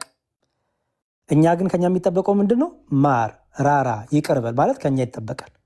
እግዚአብሔር ደግሞ እውነተኛ ፈራጅ ስለሆነ የወደደውን ወደ ሲኦል ያወርደዋል፣ የወደደው ደግሞ ከሲኦል ያወጣዋል። ይሄ ማለት ጾም አጽሙ፣ አጸልዩ፣ በመንፈሳዊ ፍሬ አትመላለሱ ማለት ነው? አይደለም። እንደዛ እያልንም አይደለም። እንደዚህ አይነት ትምህርትም የለንም። የቅዱሳኑ እንኳን ጸሎት እገዛ ነው የምንለው እኛ። እገዛ ንስሐ ሳይገባ የክርስቶስን ክቡር ስጋ ክቡር ደም ሳይወስዱ በፍሬ ሳይመላለሱ በቤተክርስቲያን ህብረት ውስጥ ሳያደርጉ የዘላለም ህይወት የለም። በዛ ውስጥ ኖሮ ግን ድካም ቢመጣ ግን አንዳችን ስለ አንዳችን እንጸልያለን። እኛ በሰማይ ካሉት ሩጫቸውን ከጨረሱ እና በምድር ደግሞ እኛ ሩጫችንን ከምርጦ ጋር ክርስቶስ አካል ያለን ብልቶች ስለሆንን አንዱ ብልት ቢሰቃይ ብልቶቹ ለአብረው ይሰቃያሉ ስለሚል እንተሳሰባለን፣ በጸሎት እንተሳሰባለን። ስለ ሁሉም ደግሞ እንጸልያለን። ስለ ሳር ስለ ቀጠሉም እንጸልያለን። ስለዚህ ይሄንን በደንብ አድርገህ ብታስተውሉት የቤተክርስቲያን ትምህርቱ ይሄ ስለሆነ ማለት ነው። እኔ የሚያወራ ሰው ጨረስክ መስሎኝ፣ ይቅርታ ልጨርስ፣ ችግር የለውም እንዳይረዝም ብዬ ነው። ረዘመብህ፣ ሶሪ። የቤተክርስቲያን ትምህርት ልንገርህ ብዬ ነው። ሁለተኛው ደግሞ ለምሳሌ ሐዋርያት ለዓለም ሞተዋል ብለን እናምናለን። ድንግል ማርያም ብቻ አይደለችም፣ ሐዋርያት ለዓለም ሞተዋል። እኔም እግዚአብሔር ቢያድለኝ ክርስቲያን የሆንበት ዓላማ ለዓለም እንድንሞት ነው። ለዓለም እንድንሞት ማለት ነው ለዓለም ጨው ሆነን ይህን አልጫውን ዓለም እንድናጣፍጥ በቃለ እግዚአብሔር። ሐዋርያቱ ተገለዋል። በዓለም ሁሉ ወንጌልን ስለሰበኩ በዓለም ተገለዋል። ለዓለሙ ሞተዋል። ለዓለሙ የክርስቶስን ሞት እያልን ነው አይደለም። የእነሱ ሞት ምን አደረገ? ክርስቲያኖችን አበዛ። የእስጢፋኖስ መወገር፣ የእስጢፋኖስ መሞት ክርስቲያኖችን አበዛ። የቅዱሳ የሐዋርያቱ እያንዳንዱ መገደል፣ መሞት ክርስቲያኖችን አበዛ። ስለዚህ ለዓለም ሞት ለእኛ እኮ ሰማዕትነት ተቀብሏል። እነሱ ሰማዕትነት ተቀብለው አጽንተው ለእኛ ሰጡ። እኛ ደግሞ ለልጆቻችን አጽንተን እስከ ሞት ድረስ ታምነን ለክርስትናው ለምእመኑ ሞተን አሁን ዲያቆን ነኝ። ዲያቆን ሲሆን ለምእመኑ እንድሞት የተጠራሁት። ካህን የሆነ ቄስም ለምእመኑ ለበጎቹ እንዲሞት የተጠራው። ድንግል ማርያም ለዓለም ሞታለች ስም ማለታችን ነው። እርሷ የሚበላውን የሚጠጣውን ያስገኘች ናት። አንድ ሁለተኛ ለዓለም ሞታለች ስንል ቤዛ የሆነ ልጇን ሰጥታለች። በክርስትና ምግባሯ በመንፈሳዊ ሕይወቷ ለእኛ አርያችን ምሳሌያችን ናት። ድንግል ማርያም በንጽህኗ በቅድስና በአማኝነቷ በትህትናዋ ለንጽህናችን በብጽህትነቷ ምሳሌ ናት፣ አርያችን ናት። ስለዚህ ለዓለም ሞታለች ሲባል ከመንፈሳዊው ኮንትሪቢዩሽን አንጻር ከመንፈሳዊው ቫሊዩ አንጻር የተነገረ ነው እንጂ የክርስቶስ ለምሳሌ ቅዱስ ጳውሎስ እኔ ለዓለም የሞትኩበት ይላል አይደል? የተሰቀልኩበት ይላል። መቼም ክርስቶስ እንደሞተው ማለት ነው አይደለም። ሕማሙን መከራውን ለወንጌል የነበሩት ትጋት ሁሉ ነው የምንተረጉመውና ያንን በዛ ብትወስደው መልካም ነው። የኛ የቤተክርስቲያናችን ትምህርትና ትርጉም ይሄ ነው። አሁን አንድ ሰው መጥቶ አይ ይሄ እንደዚህ ነው ቢለኝ እኔ ሳቄ ነው የመጣው። ምክንያቱም እኔ የማምነው ይሄ ነው፣ ቤተክርስቲያን ያስተማረችኝ ይሄ ነው እያልኩ እየነገርኩት አይ ኖ ይሄ ነው ብሎ ድርቅ ካለ ያው እንግዲህ ምንም ላደርገው አልችልም። እኔ የማምነውን ይዤ እቀጥላለሁ። እና በእኔ በኩል ያለውንም መምህር ኤፍሬም የሚጨምሩ ነገር ካለ ግን መምህር ኤፍሬም ጨምሩ። እሳቸው ከመጨመራቸው ፊት አጭር ነገር መሀል ላይ እንዳይረዝምብኝ እኔም ለሁለት ስለሆነ መጽሐፍ ቅዱስ ብቻ ስለምትል ቆይ ቢኒ አንድ ጊዜ አይረበሽ። ቤቱ ቆንጆ እያስታወቀኝ ነው፣ እየመለሱልኝ ነው፣ የራሳቸውን እየነገሩ። አንተም ደግሞ መመለስ ከፈለግ ችግር የለም። ግን አንዴ ከልመና ጋር እባክህ ወንድሜ እባክህን ከልመና ጋር ማለት ነው። ጥሩ ነው። አሁን ያለው መንፈስ አይረበሽ። እባክህን ማለት ፋውል አይደለም። እንግዲህ ከአንተ የሚሻሉ መምህር ናቸው አይደል? ለእሳቸው ያሬድ አክብሮ እንዴት እድል እንደሰጥ አይታል። ስለዚህ አንድ የተረጋጋ ከአንተም ጋር ማውራት ፈልጋለሁ። ችግር የለም። ጥያቄ ካለ ጠይቀኛል። እሺ ችግር እኮ የለውም። ለምን እንጫጫዋለን ወንድሜ? እሺ እኮ አልኩህ እኮ እኔ አላወራም ከአንተ ጋር አላልኩም። እናወራለን። ምን ችግር አለ ባወራ? አንዴ ግን ወንድሞች በሚያወሩኝ ስርዓት ልቀጥል። እሺ ያሬድ ቴንክ ዩ ስለመለስክልኝ አመሰግናለሁ። እኔ እኮ አንተን እኮ አላልኩም እኮ አንተን አናገርኩህ ቢኒ አንዴ መሀል ስለገባ አንተን እኮ አላናገርኩም። ምንም እኔም ብታናገረኝ እኮ ችግር የለውም። ድምጽ የሚታፈን ነው። ዳጊ አንዴ ሀሳብ ቢሰጥ እኮ ባጥሩ ቀላል ነበረ። አስር ነገር ነው የምናገረው። መዝሙሬ ማቴዎስ ወንጌል ምዕራፍ 12 ቁጥር 31 እና 32ንም አያይዘህ ብትጨምር እየተማረንም ስለሆነ እሱን አያይዘህ ብትጨምርልን ለማለት ነው። እና ይጨምርልህና ከዛ በኋላ ትጠይቃለህ። ታንኪዩ ይጨምርልኛል። እሺ መምህር ኤፍሬም አያይዘው እንዲያነሱ ስለፈለኩኝ ነው። እሺ ግን ችግር የለውም። እሺ ዳጊ እኔና መምህር ኤፍሬም ያነሳነው ላይ ሀሳብ ካላቀረውና መምህር ኤፍሬም አሁን ቢኒ ያለውን ጨምረው ተጨማሪም ያስተምሩናል። ይቀጥላል። እሺ ያሬዶ አሁን አይተህ እንደሆነ ስትመልስልኝ ያው ማርያም ራራልኝ ብላው ጠይቃው በምልጃዋ እንዳዳናት ነው የነገርከኝ። መጽሐፉ ግን የሚናገረው በምልጃዋ ሳይሆን ሙቼ አላት። መጀመሪያ ፈቃደኛ አልሆነችም። እኔ አንተን ወልጄ እንደዚህ ብዬ ስትለው እንደማትወርድለት በፈቃዷ እንዳልሞተችለት አውቆ ይላል። እነዛ ነፍሳት ሲወርዱ አሳያት። እንግዲህ በራእይ ነው ብላችኋል፣ ችግር የለም እኮ በራእይ ግን የሞተች ማርያም አለች ማለት ነው። ለፍጥረት የሞተች ማርያም እንጂ እነዛ ፍጥረታት የጸደቁት ክፍሉ እንደሚናገረው ምልጃ ጠይቃ ሳይሆን ሞታ ነው። እሷ ራሳ እኔ እንደሞትኩት አንቺም ሙቼ፣ እኔ ሞቼ ተሸንክሬ ቆስዬ አይደለ ወይ ምናምን ሲላት፣ ቆስዬ የሚለው እንኳ ቃል ይኖር አይኖር እርግጠኛ አይደለሁም፣ ማንበብ እችላለሁ ከፈለጋችሁ። ወይም እንዲና እንዲሆኝ አይደለ ወይ አንቺም እንዲህ ካልሆንሽ ብሏት ነው እንጂ ምልጃዋን ሰምቶ በይሺ ላንቺ ስለመራቸዋለሁ ብሏት አይደለም። ሞታ እንጂ ለምን አይደለም፣ ጠይቅ አይደለም። ስለዚህ ይሄ መታወቅ አለበት። ያሬድ አንድ ጊዜ እንትን አታርጉልኝ፣ አትደውሉኝ። ስለዚህ እዚህ ጋር ያሬድ የተሳሳትክ ይመስለን። ከፈለግ ክፍሉ እንደገና ከፍተን እንየው። እሷ ሞታ ነው እንጂ ምልጃ ጠይቃ አይደለም። ይሄ ራሱ በጣም ትልቅ እንትን ጥያቄ የሚያስነሳ ነገር ነው። ሌላው ዋናው የምፈልገው ጥያቄ ብቻ ምንም ይሁን ምን እንግዲህ እናንተ እኔ ባልገባኝ እናንተ በገባችሁ አስተምሮ ማርያም በምልጃዋ ከገሃነመ እሳት ታወጣለች ብዬ ስጠይቅህ እንደ እግዚአብሔር እኮ ይገላል ያድናል አልከኝ። ማርያም እኮ እግዚአብሔር አይደለችም ያሬድ። ለምን ወደ እግዚአብሔር ሄድክ? ገባ? እኛ ደግሞ በመልጃችን ከዚህ ሆነን ፍትሃት ወይም ደግሞ ጸሎት ብናደርግ ለሞቱ ነፍሳት አልከኝ። እኛ እኮ ማርያም አይደለንም፣ ወይም አንተ ማርያም አይደለም። እኔ ጠየቁ ማርያም በምልጃዋ ከገሃነመ እሳት ታወጣለች ወይ? ከፈለክ ደግሞ ቀይረውና ልክ ነገር ማርያም እንደሚለው በሞቷ ከገሃነመ እሳት ታወጣለች ወይ ነው እኔ ጥያቄ። በእርግጥ አንተ እንዳልከው ፍትሃት ለመማጠን አይደለም። እኔ መረጃ ሰጥሃለሁ። ፍትሃት መማጠን ሳይሆን ለበደሉት ስርየት ኃጢአትን ይቅርታንና እረፍተ ነፍስን ያሰጣል ነው። ላይክ ለማሰጠት እንማጸናለን። እንግዲህ ያው ውሳኔው እሱ ነው አይደለም። ፍትሃት በቤተ ክርስቲያናችሁ ስርየት፣ የኃጢአት ስርየት። ይቅርታ ዳጊ፣ እኔ ራሴን አንሚዩት አደርጋለሁ። የምታደርጉ ሰው አጠገቤ ስላለ ነው የነካሁት። ሶሪ። ግን እንኳን ነካው ባይዘው ሳላቅም ቢሆን ፍትሃቱን ደግሞ ለብቻው እናወራለን። እሺ አንተም ስላነሳው ነው ማለት ነው። አይ እኔ እኮ ስለ ፍትሃት ያነሳሁት እኔ ባይዘው ስለ ሁሉም እንጸልያለን በሚል ነው ያስኩልህ። ስለ አንተም እንጸልያለን፣ ስለሚገሉን እንጸልያለን እኮ ያስኩ ብዬ ተናገርኩ።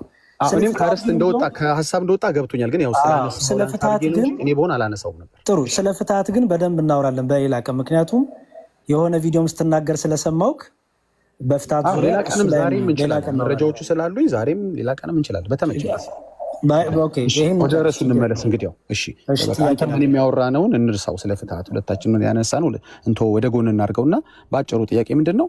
ማርያም በምልጃዋ ከገሃነመ እሳት ታወጣለች ወይ? መቼም ገሃነመ እሳት ውስጥ የሚገባ ሰው ንስሐ የገባ መልካም ሕይወት ያለው ቁርባን ሲቆርብ የነበረ በጥሩ የክርስትና ሕይወት ውስጥ ሲመላለስ የነበረ ነው ለማለት ያዳግተኛል። ነውም ካላችሁ እንግዲህ ሰማለሁኝ። እንግዲህ ገሃነመ እሳት የሚገባው የበደለ ሰው ነው ብዬ ነው የማስበው። የበደለን ሰው ማርያም በሁለቱም በነገረ ማርያምን ብንሄድ በታምረ ማርያምም እንደምታወጣ እንግዲህ ይናገራል። ታምረ ማርያም ይናገራል፣ ነገረ ማርያም ይናገራል፣ የበደሉ ሰዎች እንደሚወጡ። ይሄ አስተምህሮትን የእውነት ግን ከመጽሐፍ በዘለለ ወንድሞቼ እንድታብራሩልኝ ይፈልጋለሁ። እንዲህ አይነት ኦፕሽን ካለ በምልጃዋ የምታወጣ ከሆነ ታዲያ የጽድቅ መንገዶቹ ምን አስፈላጊ ናቸው? ዞሮ የጽድቅ መንገድን ባልከተል ቢብስ ገሃነም ነው የምገባው። ልግባ፣ ምን ችግር አለ?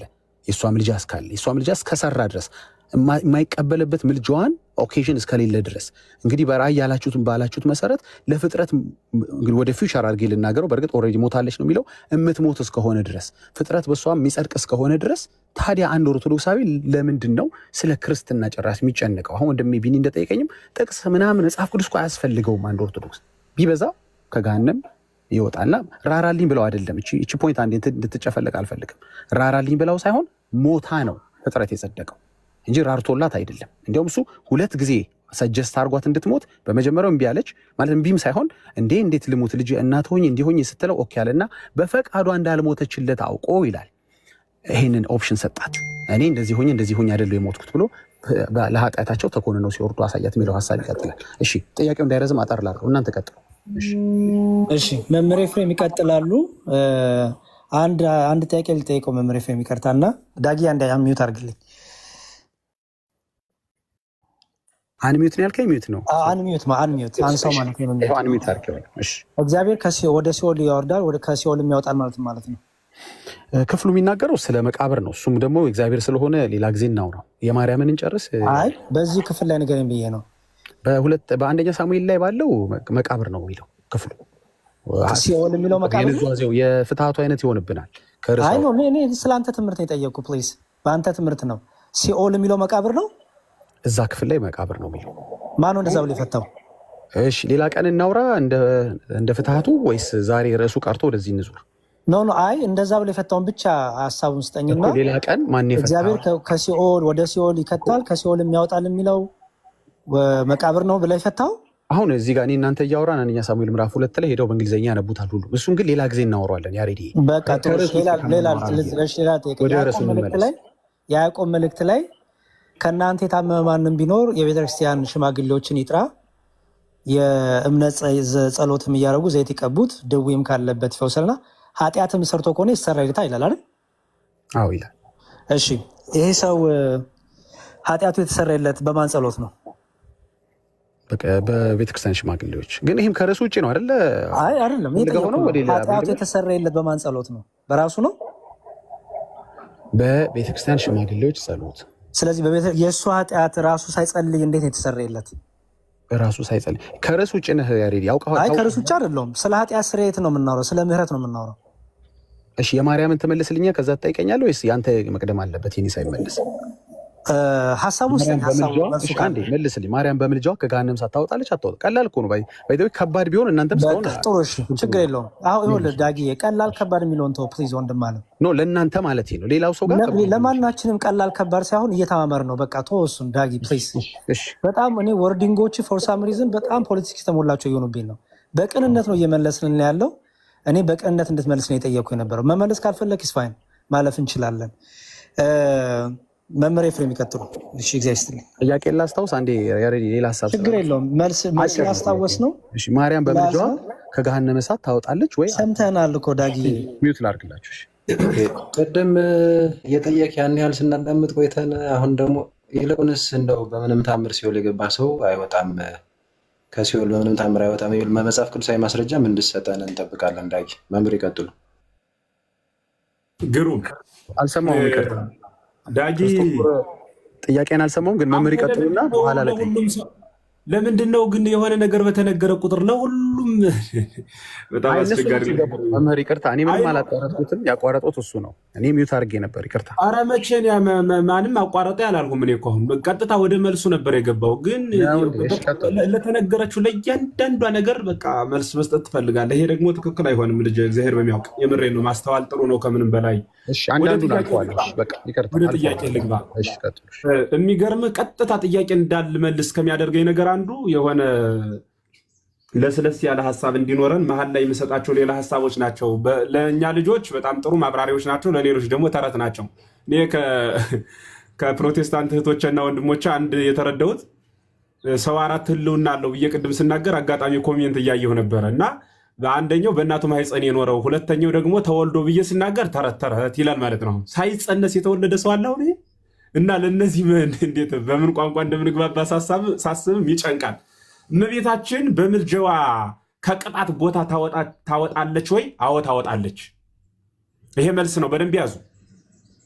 ተረትም ምናምንቴ የምትሉ ሰዎች ያዙ። ታወጣለች ወይ እመቤታችን ቅድስት ድንግል ማርያም ከቅጣት ቦታ? አዎ ታወጣለች። ማንን አወጣለች? በነገረ ማርያም የተጻፉ በርካታ ነፍሳትን አወጣለች። የወጡት ሃይማኖት ኑሯቸው የምግባር ሕጸጽ ያለባቸው ናቸው። ወንጌል የት ላይ ይደግፈሃል? ማቴዎስ ወንጌል ምዕራፍ 25 ቁጥር 1 ጀምረህ አንብ። ቁጥር 1 ጀምረህ ስታነብ ስለ 10 ደናግል ይናገራል። አሚያት መስል መንግስተ ሰማያት አስሮ እንደናገለ እለነሳ ማህተዩን ወጻ ለቀበላ መራዊ መንግስተ ሰማያት በግዕዝ ሲናገረው መሰለኝ ሰዎች ማይገባቸው በአማርኛ ላድርግ። ቆይ መንግስተ ሰማያት ሙሽራውን ሊቀበሉ የወጡ አስሩ እንደናገል ትመስላለች ይልና ወሐምስ ሙስጤቶን አብዳት ማንቱ ወሐምስ ጠባባት ከነሱ መካከል 5ቱ ጥበበኞች ናቸው፣ 5ቱ ደግሞ ሰነፎች ናቸው ይላልና ከዛይና 5ቱ ልባም የሚባሉት መብራትም ዘይትም ይዘዋል ይላቸዋል። ሰነፎች ግን መብራት ይዘዋል ዘይት ግን የላቸውም የሚባሉ ሰዎች አሉ። ይህ ማለት በእኛ ቤተክርስቲያን ትርጉም አበው የተረጎሙልን ያስቀመጡልን መብራት የተባለ ሃይማኖት ነው። መብራት ከጠፋ ሁለመናው ጨለማ እንደሚሆን ሁሉ ሃይማኖት የሌለው ሰው ህልውናው በጠቅላላ ጨለማ መሆኑን ለመግለጽ የተነገረ ቃል ነው። ዘይት የተባለ ዘይት የተሰበረ አካልን እንደሚጠግን እንደሚያለሰልስ እንዲሁ ሰርጎ እንደሚገባ ሁሉ ፍቅርና ትህትናን በዘይት መስሎ ይናገራል። ፍቅር፣ ትህትና፣ ሰላም የሌላቸው ሰዎች ሃይማኖት ብቻ አለኝ ብለው ሲጨፍሩ የኖሩ ዘመናቸውን በበደል የገፉ ሰዎች ሃይማኖት ግን ያላቸው በኢየሱስ ክርስቶስ አምላክነት በድንግል አማላጅነት የሚያምኑ ከቅጣት ቦታ በድንግል አማላጅነት ይወጣሉ ብዬ ነው መመለስልህ ማለት ነው እንጂ አንተ እንዳልከው እመቤታችን ቅድስት ድንግል ማርያም ከቅጣት ቦታ ታወጣለች ወይ? አታወጣም። የምታወጣ ከሆነ የሚወጡት ሃይማኖት የሌላቸው ሰዎች ስለሆኑ ስለዚህ ክርስቲያን ማንኛውም ሰው መውጣት ይችላል ብለህ ተናግረሃል። ቅድም እንዳልሁት ለሁሉም ሰው ለምሳሌ በእኛ መጽሐፍ ይኸውልህ ፍጥረታት ሁሉ ብሎ ሲናገር በሚያበዛው ለመናገር ነው እንጂ ይላል። ለምሳሌ ፍጥረታት ሁሉ ሲባል አሁን በክርስቶስ የማያምኑ ወገኖቻችን አሉ። እኒህ ሰዎች አሁን በእመቤታችን ምልጃ ይድናሉ እያልን አይደለም። እና ለምንድነው ፍጥረት ሁሉ ያለ ካልከኝ በሚያበዛው መናገር ነው። ምሳሌ የሆነ ሀገር ሂደህ የሆነ ሰው ቢሰርቅህ ይህ ሀገር ሌባ ነው ብለህ ትናገራለህ። የሰረቀ ግን አንድ ግለሰብ ነው። የሚያበዛው ሌባ ካለ ሀገሩን በግለሰቦች አስገብተህ እንዲያልትናገር ትችላለህ። እንደዚሁ ሁሉ ገሃነም የሚለው ሐሳብ ሲነገር ወይም ደግሞ ነፍሳትን ታወጣለች ሲባል በሚያበዛው ርህርህት መሆኗን ብጽዕት መሆኗን የተሰጣትን ቃል ኪዳን ለማውሳት የምንጠቀመው ቃል እንጂ አበው ለዚያ የጻፉት እንጂ ሰው ሁሉ ምንም ይሁን ሁሉንም ታስወጣለች የሚል አስተምህሮ የለም። አተረጓጎም አለው ጎዳና አለው ባለቤቱ ነው የሚተረጉመው ያልኩም እሱን ነው ማለት ነው። ስለዚህ ታወጣለች ወይ ከቅጣት ቦታ? አዎ ታወጣለች። ገሃነም ብለህ ለተናገርከው ግን ገሃነም ገና ያልተከፈተ ነው። ገና ያልተከፈተ ነው ማለት ብቸኛ ታስሮበት ያለ ዲያብሎስ ነው። የቅጣት ቦታ ነው። እሱ ሲስት ለእሱ የተዘጋጀ እስር ቤት ነው። እሱን ለመሰለ ግብራቸውም ዳግም የሚገቡበት የእስር ጎዳና ቦታ ነው ማለት ነው። ከሆነ ገሃነም እንዲያ ከሆነ ገሃነም መንግስተ ሰማያት ከገቡ መውጣት ካገኙ ማጣት እንደሌለበት ሁሉ ከዚያች ከመጨረሻዋ ፍርድ ቀን በኋላ በማንም በምን ምህረት የሚባል ነገር የለም። የመጨረሻዋ ፍርድ የምትባለው ንዑ ሀቤየ ሁሩ እምኔ የምትለዋ የወንጌል ቃል ወደ እኔ ኑ ከእኔ ወግዱ የምትለዋ ቃል ከተላለፈች በኋላ በማንም በምንም ሂዶ መግባት አይቻልም። አሁን ግን ከመካነ ነፍሳት ማለት ገነትና ሲኦል ነው በእኛ ቤተክርስቲያን አስተምህሮ። ከነዚህ ግን በድንግል ምልጃ ይቅርና በሌሎቹ ቅዱሳን ምልጃ እግዚአብሔር መሐሪ ነውና ይምራል። የሚምረው ግን የሃይማኖት ሳይሆን የምግባር ሕጸጽ ያለባቸውን ነው። ይህ ኦርቶዶክሳዊ አስተምህሮ ነው። ይህ ካልገባ እንግዲህ ምንም ላደርግ አልችልም። ሌሎች ወንድሞች ደግሞ ይሞክሩ። ቸውና አብረተው ይጠብቁ ስለነበሩት ምሳሌ ሰጡኝ። ለየትኞቹ ነው በምልጃ የምትቆመው? አልገባኝም። ይቅርታ ዘጋ አጠር አድርገው ይነግሩኝ። ሰነፎች የነሳ ቀባ ምስል ይሆን በገማው ይሆን የሚላቸው መብራት ይዘው ዘይት ግን የሌላቸው ወጎንዲዮ መራዊ ሁሉ አንስተው ኖማ ወደ ቀሳ የሚላቸው ሙሽራው በዘገየ ጊዜ ሁሉም ተኙ ይላል። ሙሽራ የተባለ ክርስቶስ ነው። ከዚያ በኋላ ናውፅ አውስ ተቀበላው ለመራዊ ሙሽራው መጥቷል ማለት ክርስቶስ ለፍርድ መጥቷል። ከዚያ ተነሱ አረህወነ እግዚኦ እግዚኦ እያሉ ጮሁ። እናንተን አላውቃችሁም ኢክህልክሙ ተጊሃ ሀተ ሰዓተ ምስሌ በእኔ እናምናለን ትላላችሁ፣ ግን ከኔ ጋር አንድ ሰዓት እንኳን መትጋት አልተቻላችሁምና ከኔ ወግዱ አላቸው። ቤቱም ተዘጋ።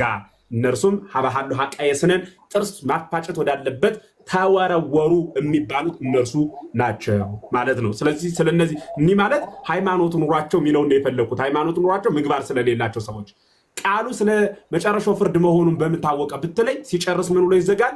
ትግሁ የስሜታ አምሩ ዕለታ ወሰዓታ፣ ያችን ክርስቶስ የሚመጣባትን ቀን አታውቁምና ተግታችሁ ጠብቁ ብሎ ይናገራል። አሁን እዚህ ላይ የፈለኩት ምንን ብቻ ነው ያለው?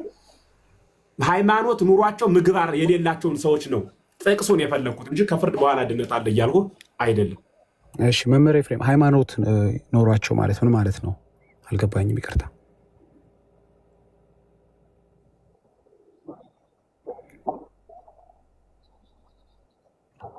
ሰማየ ሰማያት በመውረዱ ከድንግል በመወለዱ ከሶስቱ አካል አንዱ አካል በፈቃዱ መጥቶ በመልዕልተ መስቀል ተሰቅሎ አድኖኛል፣ ዋጋ ከፍሎልኛል። ቀሪውን ድህነት ደግሞ እኔ እፈጽማለሁ። ፍሬ ካላፈራው ግን በሉቃስ ወንጌል እንደተጻፈው እንከሰ ግዝማ ከመይ ታጽረ ምድረን የሚላለ እንግዲህ እንዳታበላሽ ቆረጣት የሚባል ምንም ጥቅም ከሌለው ፍሬ ካላፈራ ዝም ብሎ ተተክሎ ዛፍ እኮ ነው። ውሃ ይጠጣል እኮ ሁሌ ትምህርት ይማራል ማለት ነው። እየተንከባከቡት ነው፣ እየቆፈሩት ነው አይደል? ግን ፍሬ የለውም ነው። ዛፍ ነው እኮ የደረቀ ዛፍ አይደለም እምነት እንደሌለው፣ ግን እሱ ፍሬ የለውም። ፍሬ ሲጠፋበት እንከሰ ግዝማ ከመይ ታጽረ ምድረን እንግዲህ ቆረጣት ተባለ። ስለዚህ ምን ማለት ነው? አሁን እኔ ምን እያልሁ ነው? እንዲህ ከሆነ እኔ በዚህ በክርስቶስ እያመኑ በግል ኃጢአቴ ግን በኃጢአት የምንወር ከሆነ ዘማዊ ከሆኑ በሐሰት የምመሰክር ከሆነ በወንጌል የምቀልድ ቀጣፊና አስመሳይ ከሆኑ የክርስቶስን ወንጌል ለራሴ ስሜትና ፍላጎት እየተረጎም ምንወር ከሆነ ክርስቶስን አምንብሃለሁ እለዋለሁ፣ በተግባር ግን ክጀው ስለተገኘው ሃይማኖት ያለው ማለት በክርስቶስ የሚያምን ግን የክርስቶስን ስራ የማይሰራ ማለት በእኔ የሚያምን እኔ የምሰራውን ስራ ይሰራል ብሏል አይደል? በእሱ አምኜ እሱ የማይሰራውን ስራ የምሰራ ከሆነ ወይም እንዳዘዘ የማልኖር ከሆነ ማለት ነው። አሁን ግልጽ ከሆነ ኦኬ፣ ግልጽ ሆነ። ግን ከአስተምሮ ጋር ይጋጫል፣ ለስራ ለድነት ጋር ሊጋጭቦት ነው። ምግባር የሌለው ሰው በእሷ ምልጃ ሚድን ከሆነ ሰዎች ይህንን አሁን የተናገሩትን ሲሰሙ በቃ በእሱ ማመን ነው የሚጠበቅብን፣ ስራ ባይኖረንም ያው የእሷ ምልጃ ያወጣናል እያሉ ዳተኛ ያደረግም ይሄንን ሰው ለሁሉም ሰው የሚሰጥ አይደለም። ያልሆነ አማኝ እኮ ሃይማኖት ያለው ገባኝ። ቆይ እችን እንደሰማኝ ሃይማኖት ያላቸው ኦርቶዶክሳን ቆይ ልጨርስለት፣ ይቅርታ ወንድም ዳጊ፣ ክርክር እንዳይሆን። አይ ክርክር እንዲህ ነው የመለሱልኝ ነው። አንድ ወንድሜ ገብቶኛል። በጣም ለረጅም ጊዜ ስጠብቀው የነበረው ውይይት በጣም በቆንጆ መንፈስ እየሄደ ነው። እያስጨረስኳቸው ነው፣ እያብራሩ ጣልቃ አትግቡ። እኔ ክርስቶስ ስለዚህ አትደረብ ያስመልሳቸው። እኔ ነኝ እኮ እኔ የመለስኩላቸው ነበር ወይም የጠየኳቸው ነበር። መናገር ፈልጎ ከሆነ ችግር ሚዩት አድርግልኝ ይበሉኝ፣ ያደርግላቸዋል። ሚዩት ላድርግሎት መምህር ወይስ አንዴ ክርስቶፈር ምንም ይበሉኝ፣ እሳቸው ሚዩት አድርግልኝ ካሉኝ ላድርግሎት መምህር። አንድ የሚዩት አድርግልኝና ጨርሱ። ይኸውልህ አንዱን ብቻ ነጥለህ ከሰማኝ መግባባት አንችልም። ሁሉን ማድመጥ ከቻልህ ግን እንዲህ ብዬ ነበረ። ለሁሉ የተሰጠ አይደለም። መስከር፣ መጨፈር፣ መዘሞትን ሃይማኖት አለኝ ብለው ሲያከናውኑ ኑረው በድንግል ምልጃ የሚድኑ ከሆነ ሰዎችን ማዘናገት አይሆንም ወይ ብለህ ላልኸው፣ አንድ ሰው ሲቸግረኝ ያበድሩኛል መስራት አያስፈልግም ብሎ መተኛት አለበት በሰፈሩ አበዳሪ ስላለ? ትክክል አይደለም። ይሄ ተነስቶ ነቅቶና ተግቶ መስራት አለበት። ሲያቅተው ግን የሚያበድረው ዘመድ ያስፈልገዋል። ደከመኝ አቅም አጣው እንደ አቅሜ እየለፋው ነው እስኪ አበድሩኝ ማለት ይችላል ማለት ነው። ስለዚህ ሰው እየለፋ ሰይጣን ካሸነፈውና ተሸንፎ ከኖረ በድንግል ምልጃ ይከናወንለታል። ግን ያ ሲከወን ነው። በደንብ አሁን አልሰማኝም ያልኩ። ለሁሉም ለእያንዳንዱ ለፍጥረት ሁሉ የሚሰጥ አይደለም። ምን ማለት ነው አዲያ ካልኸኝ፣ የእግዚአብሔርን ቸርነት የድንግልን አማላጅነት ለመግለጽ በእግዚአብሔር ተአምር በእመቤታችን ምልጃ የሚከወን ለሁሉም ሰው ማለት አብዝቶ ለመናገር ብዛት ያለውን ለመጥቀስ የተነገረ ቃል ነው ብያለሁ። ከዚህ በኋላ ከዚህ በላይ መጨመር አልችልም። ከሌሎቹ ጋር ነው የምትቀጥል። ስለ ሁሉም ነገር አመሰግናለሁ። እሺ መምህር ኤፍሬም፣ እርስዎ ካልመለሱልኝ ምናልባት ከበቃዎት ችግር ሌላ ሰው ይመልስልኝ ይሆናል። አሁን በተናገሩት ላይ ልቀጥል። ያው ክፍሉ የሚናገረው ለፍጥረት ሁሉ መጽደቂያ ሆና ተገኝታለች ነው። ለፍጥረት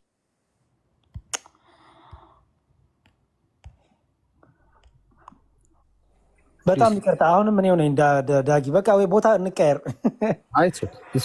እኔ ነኝ ራሴን ሚዩት አደርጋለሁ እያልኩ አንተ ሚዩት እያደረኩኝ ነው። በጣም ይቅርታ፣ ቦታ ቀይሩኝ።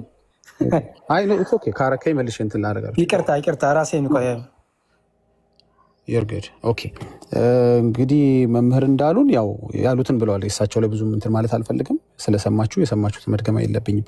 እኔ ግን አሁን የገባኝ ነገር ምንድን ነው እዚህ ነገር ማርያም ላይ የሚናገረው ለፍጥረት ሁሉ መጽደቂያ ሆና ተገኝታለች ይላል። እንግዲህ ያው በራእይ የሚሆን በምንም መሆኑ የማይቀር ጉዳይ ነው ይሄ ነገር። እንግዲህ መቼም ራእዩን ያሳያት እንትን አይደለም፣ ቁም ነገር ነው እያወራን ያለ ነው እና የሚፈጸም ነው። ራእይም ነው ካላችሁኝ በእርግጥ የተቀመጠው በፓስቴንስ ነው።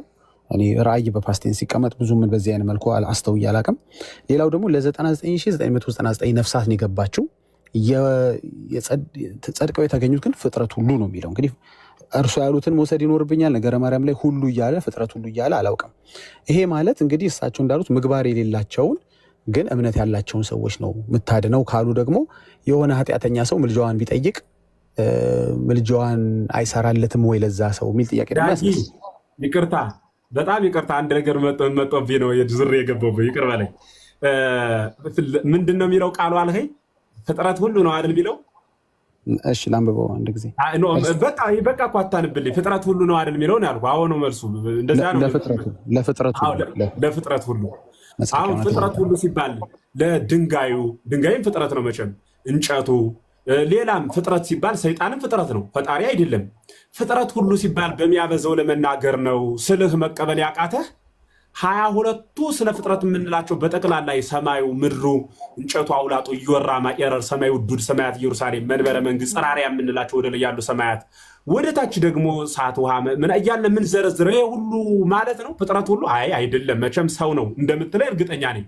ሰው ከሆነ ደግሞ ከሰው ወገን ብለን በሚያበዛው ለመናገር ነው ያልኩህን መቀበል ምኑ እንደደከመህ ለመግለጽ ፈልጌ ነው። ይቅርታ፣ ቀጥል ሀሳብ። አንድ አቋርጠው ነው ያሬድያ እሳቸው አቋርጠው እዚሁ ላይ ነው ፍጥረት የሚለውን ብቻ አንዴ ዳጊ ንባቡ ምንድን ነው የሚለው ንገረኝ። ምን አልከኝ? ንባቡ ምንድን ነው የሚለው? ንባቡ እንደዚህ ነው የሚለው። እርሷም እመቤታችን እግዝእትነ ማርያም እነዚህን ነፍሳት ዘላለም በገሃነመ እሳት ወርደው ሲቀሩስ እንኳ አንድ ጊዜ 7 ጊዜ ልሙት ብላ ሞታለች። ኋላም ለፍጥረት ሁሉ መጽደቂያ ሆና ተገኝታለችና ስለዚህ ውህብት ስጥውት አላት። ለፍጥረት ሁሉ መጽደቂያ ነው የሚለው አይደለ? ለፍጥረት ሁሉ መጽደቂያ ነው የሚለው። ፍጥረት ሁሉ ጸደቀ አይልም። የሚለው ምንድነው? ለፍጥረት ሁሉ መጽደቂያ። ለምሳሌ እኛ ምን እናምናለን መሰለ? ድንግል ማርያም ትውልድ ሁሉ ብጽዕት ይሉኛ ብላለች አይደል? ፍጥረት ሁሉ ብጽዕት ይሏታል። ብጽዕት የማይላት ሰው ያልጸደቀ ነው፣ መጽደቂያ ያላገኘ መንገድ። ለምን ቢባል ድንግል ማርያም ብጽዕት የሚላት ከእሷ አምላክ ተወልዷ ብሎ የሚያምን ነው። ለምሳሌ አይሁዶችን ሄደ ብጽዕት በሉ ብትላት አይሉም አይደል? ምክንያቱም ከእርሷ አምላክ ተወልዷ ብሎ ስለማያምኑ። ስለዚህ ድንግል ማርያም ለፍጥረት ሁሉ መጽደቂያ ናት ስንል ምን ማለታችን ነው? ከእርሷ አምላክ ይወልዳልና የአምላክ እናት ተወልዷልና የአምላክ እናት ብሎ ማመን የጽድቅ አንደኛው የእምነት ጎዳና ስለሆነ ለፍጥረት ሁሉ መጽደቂያ ናት። ለምን? አንደኛ የሚበላውን የሚጠጣውን ያስገኘችልን ስለሆነች፣ ሁለተኛ ደግሞ እንደምታውቀው በእኛ ትምህርት ለምሳሌ በሔዋን ምክንያት ሞት እንደገባ ድንግል ማርያም ደግሞ የመልአኩ ቃል ተቀብላ ደግሞ እሺ ብላ በከርሷ ስጋና ደም ነስቶ ፍሬ ሕይወት የሆነ ክርስቶስ ተገኝቷልና መጥቷልና።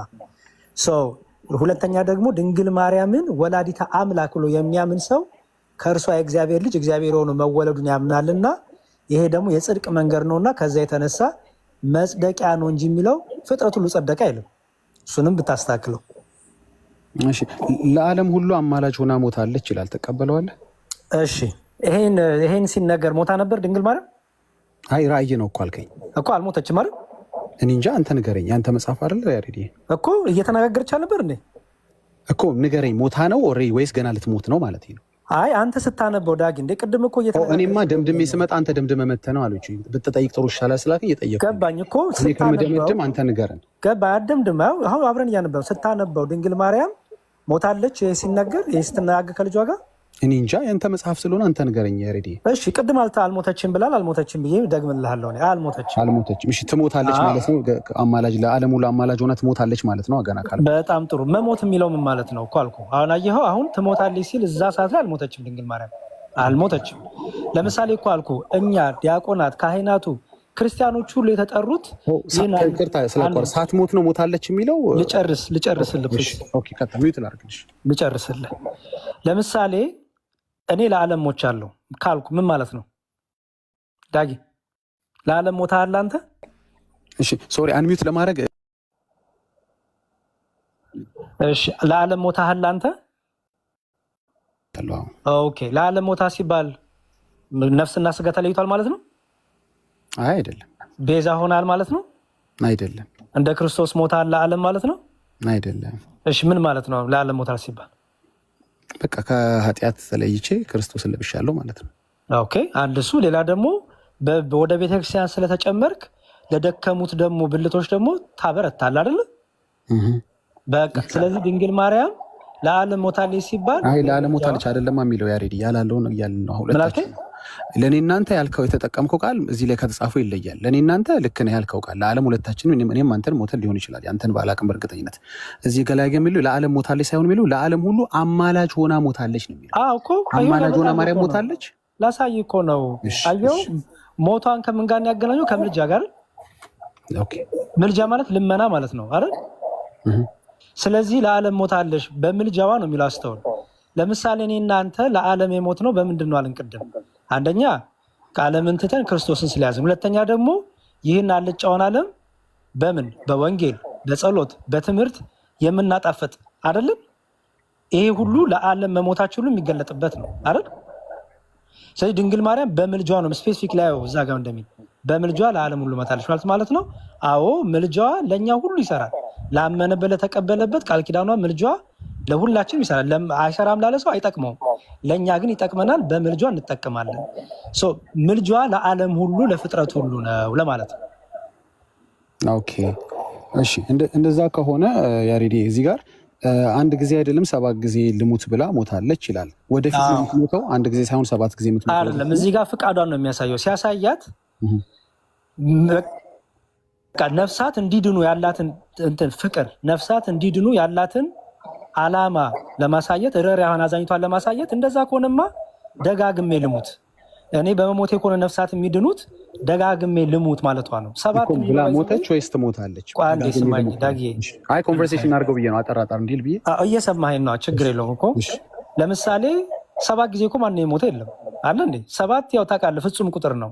ለምሳሌ ወንድሜ ይበድለኝ ስንት ጊዜ ይቅር ልበለው ሲል 7 ጊዜ 7 1 2 3 4 5 6 7 ማለት አይደለም። ፍጹም የሆነ ይቅርታ አድርግለት ማለት ነው። ስለዚህ እነዚህ ፍጥረት ሁሉ በሲኦል ሲሰቃዩ ስታይ እምትምርልኝ ከሆነማ አዎ ፍቅር እንትኗን ይሄ ፍቅሯን ከሲኦል ነፍሳት እንዲወጡ ከሲኦል ነፍሳት እንዲድኑ ያላትን ፍቅር ርኅራኄ ያዘኝነቷን በዚህ መግለጧ ነው። ይሄ እኮ ነው የኛ ረዳድ እንጂ 7 ጊዜ ድንግል ማርያም 1 2 3 4 5 6 7 ጊዜ እየተነሳች የሞተች አላልንም። እንደዛ የሚልም ትምህርት የለንም። ኦኬ እሺ፣ እዚህ ጋር ባይሆን ከሆነ ትምህርት ጋር ተጋጨሽ እንዳይቀይርብን 7 ጊዜ ሞት የለም አልከኝ። ችግር የለውም። ስለ ጊዮርጊስ ሌላ ጊዜ ስናወራ እናነሳዋለን። እሱ ደግሞ ሌላ ነው። እሱ ምን ይባላል መሰለህ? ሰማዕትነት ይባላል እኮ። የሞታት በላይ የለኝም አትበለኝ። አይ በስለ ሰማዕትነት አላወራንማ እዚህ ጋር። ኦኬ እሺ፣ የሞተ ግን በስጋ በማያምኑ ሰዎች መፈጨት፣ መቆረጥ፣ ወደ እሳት መቃጠል፣ ወደ እንትን ምናምን እሱ አይደለም። ያ የእነ እስጢፋኖስ ታሪክ የእነ ጊዮርጊስ ታሪክ ደግሞ የሰማዕትነት ነው፣ ሌላ ነው። ከእሱ ጋር አይገናኝም። ኦኬ ስለዚህ ኢየሱስ ለእነዚህ ነፍሳት በኃጢአታቸው ካልሞትሽላቸው ዳጌ ትቀጥላለህ። አንዴ ብቻ አካሄዱ ትንሽ በዚህ አያያዛችን ምንጨርሰው አልመሰለኝም እና እኔ ጥያቄህን በአንድ ያቅርብና ከዛ መልሰንልህ እኛም ጥያቄ ስላለን እዚህ ፖይንት ላይም ሌላ ላይም እንደዛ ብንቀጥል የተሻለ ይመስለኛል። ያጠቃልና እኔ ጋር ለሊት ስለሆነ ዳጊ የመጨረሻውን ጥያቄ እንጠይቅና እንጨርስ። አይ ጥያቄ ዋናው ጥያቄ ምን መሰለህ? እሳቸው መልሰውልኛል። ሃይማኖት ያላቸው ምግባር የሌላቸው ሰዎች ለሌላቸው በምልጃዋ ታድናለች ብለዋል። አንተም በዚህ ትስማማላለህ ያሬድ? ለምሳሌ አንድ ነገር ልጠይቅ ዳጊ፣ ልመልስልህ ይሄንን መልስ። ለምሳሌ ቆሮንቶስ ላይ ምን ይላል ቅዱስ ጳውሎስ? የደከሙ ብልቶችን በሚበዛ ክብር እናከብራቸዋለን ይላል አይደል? አንድ ብልት ቢሰቃይ ብልቶቹ አብሮ ይሰቃያል ይላል አይደል? እሺ አንድ ብልት ቢደክም በኃጢአት ለምሳሌ ክርስቲያን ነው በኃጢአት ቢደክም ሌሎቹ ደግሞ ስለሱ ይጸልዩ፣ ይሄ አብሮ ስራ ፈቶ ቁጭ ይላል ማለት ነው ወይስ አብሮ ይተጋል ማለት ነው? እኔ የማውቃቸው ቅዱሳኖች ያው ሲኦል የሉም። ገባ? ስለዚህ አያለቅሱም። ስለሱ አልጠየኩም። ቆሮንቶስን የጠየኩ ቆሮንቶስ ላይ ያሉት ቅዱሳኖች የኔ ቅዱሳኖች ሲኦል ስለሌሉ አያለቅሱም። እሱን አልጠየኩም ዳጊ። ኧረ እባክህ ፖዘቲቭ ሆነ መልስ። እሺቱን ነው የምትለኝ? አሬዲ ያልገባኝም እኮ። ኦኬ ጥያቄው ልድገምልህ። ኦኬ ለምሳሌ አንዱ ብልት ቢደክም ብልቶች ሁሉ አብረው ይሰቃያሉ፣ አብረው ከዛ ብልት ጋር ይደክማሉ ይላል አይደለ ቅዱስ ጳውሎስ? በአጸደ ስጋ ያሉ ከሆኑ አዎ ችግር የለውም። እኔ አሁን መድከም የምትለውን ኮንሰፕት ነው የምፈልገው። ያ ብልት ሲደክም ሌላዎቹ ሲያግዙት ይሄኛው ስራ ፈቶ ቁጭ ይላል? በቃ እነሱ ላገዙኝ ብለው ቁጭ ቢል ይድናል? ከጥያቄ ጋር ምንድን ነው የሚያገናኘው? ኧረ እባክህ መልስልኝ ዳጊታው አይልም። እሺ ሁለቱም ብልት ይጸልያሉ፣ ስለ አንዱ ይጸልያል። እሺ በጣም ጥሩ። ስለዚህ ሌሎቹ ይጸልዩልኛል ብለው ቁጭ ቢል አይድንም ማለት ነው? ቁጭ ማለት ማለት የለበትም። እኔ እንጃ ምን እንደሆነ አልገባኝም፣ ግን አንዱ ስለ አንዱ መጸለይ እንዳለበት ይናገራል። አሁን አንዱ ስለ መጸለይ ነው የጠየቁ። የደከመው ብልት ስለደከመው ብልት እነዛ ብርቶቹ አብረው ሲደክሙ ይሄ ደከመው ብልት እነሱ የሚደክም ሰው ስላገኘ ስለሱ የሚጸልዩለት ስላገኘ ብለው ምንም ነገር ባያደርግ በጸሎት ባይተጋ በንስሐ ባይመለስ ይድናል? አይ መትጋት አለበት እሱ። በቃ ጥሩ። ስለዚህ በአጭሩ ያንተን መለስኩልህ። የኔን መልስልኝ ያሬዲ። ልመልስልህ ከአውድ ውጭ ቢሆንም ጥያቄን አንዴ ልድገመው ከይቅርታ ጋር። አይ ምናልባት ስለማታውቀው አይደለም ደግመው ሌሎች ሀሳቦች ሲነሱ እንዳይረሳ ነው። ጥያቄ ምንድን ነበር መሰለ? ሃይማኖት ያለው ምግባር የሌለው ሰው በማርያም ምልጃ የሚድል ከሆነ ይሄ ስራ ለድነት የሚለውን አያፈርስም ወይ ነው ማለት? እናንተ ስራ ለድነት ብላችሁ ታምናላችሁ? ጥሩ እሺ። አሁን የመጨረሻ ልመልስልህ። እንግዲህ መምህር ኤፍሬም ያሉክ ምንድነው? በደንብ አስተውላቸው ከሆነ ይሄ በድካም ያለው ሰው ንስሐ አይገባም፣ ልቡን ያደነደነ ነው፣ እንዲህ ነው ማለት አይደለም ብለው ቅድም ደጋግሞ አስረዱ። ለዛ ነው ይህንን ያመጣውልህ። አንዱ ብልት ቢደክም ብልቶች ሁሉ አብሮ ይደክማሉ ሲል ይሄኛው ብልት የሚደክምልኝ አለ ስለኔ የሚጸልይ አለ ብሎ ቁጭ በል አይጸልይ አይጹም መንፈሳዊ ፍሬ አያፍራ ማለት አይደለም ብለን ፈተኗል። የእኛ ማረዳት ሴም ኮንሰፕት ነው። እዚህ ጋር የድንግል ማርያም ምልጃ እገዛ ነው። እገዛው ማለት ነው ይህ ሰው ለምሳሌ ሃይማኖቱን ይዟል፣ ክርስቶስን ይዟል፣ ግን በድካም ውስጥ የሚመላለስ ነው። እኛ ምን እናምናለን መሰለህ ዳጊ? በሰማይም በምድርም ቅዱሳን በሰማይ ያሉ ቅዱሳን የክርስቶስ ምስክር ውጫቸውን የጨረሱ እኛም በምድር ያሉትን ያስባሉ በጸሎት ብለን እናምናለን።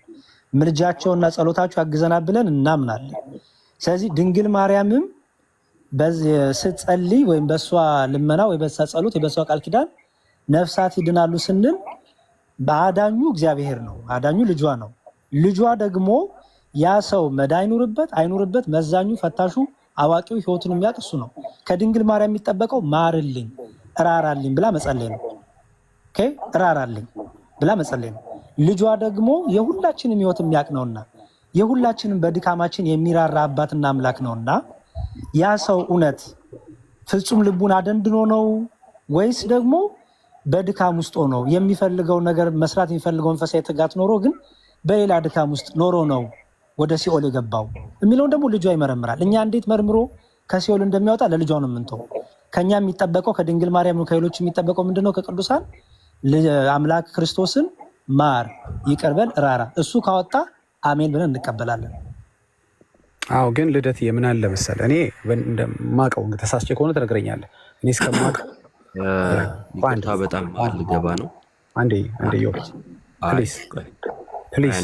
ፕሊዝ አልሰማህም። አንዴ አንተን አላወራህም ሲጀመር፣ ግን ደግሞ እንግዲህ እኔ ላውራና በላይ ላይ አውራ። እኔና የመዝሙሪያ በስነ ስርዓት እያወራን ነው። ማቋረጥ ማውራት ሚዩት አድርገውማ ጨራሽ አትበለኝ። እኔ ላውራ ነው ብልሃል፣ አንተ አውራ። እኔ ከመዝሙሪያ ኮንፈረንስ እንደዛ ከሆነ አታወራም ማለት ነው። ለምንድን? ምክንያቱም አንተ ብቻ አይደለማ የምታወራው። አንደኛ አካሄድ ላይ ማውራት መብት አለኝ። የመጀመሪያ ውይይት የምታውቅ ከሆነ ማለት ነው። አካሄድ ከተባለ ዝም ትልና አካሄድ ይነገራል። አካሄድ እየተባለ ኮንቨርሴሽን ታቋርጣለህ ማለት ነው። አቋርጬ ይኸው አካሄድ እላለሁ። ስለዚህ ከምታወራው ሰው ጋር አካሄድ እያለው ዝም ትልና እኔ እቀጥላለሁ ማለት ነው። እሺ፣ የመጀመሪያ ነገር ጥያቄ ከሆነ ጥያቄው ይጠየቅና ምላሽ ይሰጣል አይደለም? የተሰጡት እያንዳንዱ ምላሽ ላይ ጠያቂው የራሱን አስተያየት መስጠት አለበት የሚል ህግ የለም። ውይይት አይደለም ይሄ፣ ዲቤት አይደለም። እስካሁን እየሆነ ያለው ግን ይሄ ነው። እያንዳንዱ ነገር ላይ አሉባልታ የሚመስሉ ነገሮች ያወራል ማለት ነው። ከዛ የማይቀበላቸው ነገሮች ሁሉ ላይ ያወራል። እንዲቀበል እኮ አይደለም። ግን አሁን ያሬዶ የመጨረሻ መልስ ሰጠ አይደለ? ከዛ እሱ እንደገና ሀሳብ ሊያነሳ ነው። እዛ ላይ እንዲህ እየተባለ ይቀጥላል። እሱ መች ሊጠየቅ ነው? እሱ መች የራሱን እምነት ሊያብራራ ነው? ስንት ሰዓት ሙሉ አንድ መጽሐፍ ላይ አንድ ሀሳብ ላይ እሱ የሚፈልገው ፖይንትን እስኪያገኝ ድረስ ለሪከርዱ የሚመቸው ነጥብ እስኪነሳለት ድረስ እየተወራ ነው። እና እኔ ይሄ ነገር ስላልገባኝ ነው ያሬዶ። የእኛን እምነት ጥያቄ ከሆነ መለሳችሁ፣ መምህር መለሱ፣ አንተ ተመለሰ፣ በቂ ነው። በቂ ነገር ተመልሷል። ዳጊ አምኖ ይሄዳል የሚል እምነት ካላችሁ አላቅም። እኔ እንደዚህ አይነት እምነት የለኝም። አይደለም በቃ የእኛን ከሆነ ግን በቂ ስለሆነ እስኪ በተራው ደግሞ ጠይቁትና ሲመልስ ደግሞ እንስማ። ኦኬ ጨርሳለሽ? ሊቀጥል እንግዲህ እንትን በልና አጠቃለን እንጨርስ። አንደኛ ሁላችንም ጋር ሌሊትም ነው ባይዘወይ ሰው አጠቃል ጨርስና መምህርም እኔም ሀሳቡን ሰተን ቅድም የጠየቁ ሁለት ጥቅሶችም ነበሩ። እነሱን ብትመልስልኝ በማጠቃለያ ደስ ይለኛል። ካልሆነ ግን ችግር የለውም። እኛ ማጠቃለያ ሰጥተን እንጨርሳለን። ሀሳብን ስጥ። እሺ እንግዲህ መጨረሻ ላይ ያለው ሀሳብ ምንድነው መሰለ?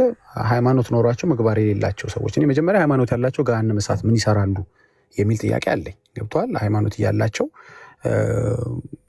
እዛ ቦታቸው እዛ ይሆናል ብዬ አላሰብም። እሺ ቦታቸው እዛ ሆነ ስታወጣ ከ99999 ውስጥ ስታወጣ ሃይማኖት ያላቸውን ነው ያወጣቸው የሚለው መረጃ ፈልጋለሁ። አሁን ቅድም እሳቸው ሲናገሩ ማብራሪያ መጽሐፍ አለው ሲሉኝ ነበር። አንድ ማብራሪያ መጽሐፍ ቢያሳዩ እኔ መቼም መረጃ እያሳየው ነው ያወራሁትና አንዳችሁ ይሄ በዚህ ማብራሪያ መሰረት ከ99000 ውስጥ የወጡት ሃይማኖት ያላቸው ናቸው፣ ሃይማኖት የሌላቸውን አላወጣቻቸውም ወይም አልማለደችላቸውም። ያው አውጪው ኢየሱስ ነው በሚለው ስለምታምኑ እኛ እናምንም፣ እርግጥ እናንተ ስለምታምኑ እንደሱ ከሆነ ሲያወጣ የማረላት ሃይማኖት ያላቸውን ብቻ መርጦ ነው ወይ? እኔ እንደውም አንዳንድ ቤቴ ስቀልድ አይዲ እያዩ ነው ወይ እያሳዩ ነው ወይ የሚወጡት እላለሁ። እና በምን ሃው ዱ ዩ አይደንቲፋይ እነዛ ሰዎች እንደወጡ እናንተ እንደ ዲያቆን እንደ መምህር በምን አወቃችሁ የወጡት ሰዎች ሃይማኖት ያላቸው መሆኑን?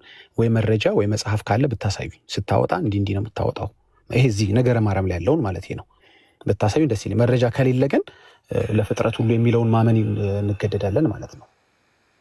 አይመስልም? ያሬድ በቃ ጥሩሽ በአጠቃላይ አንስተህና በቃ ሚውት አድርገህ አዳምጠና እንጨርስ።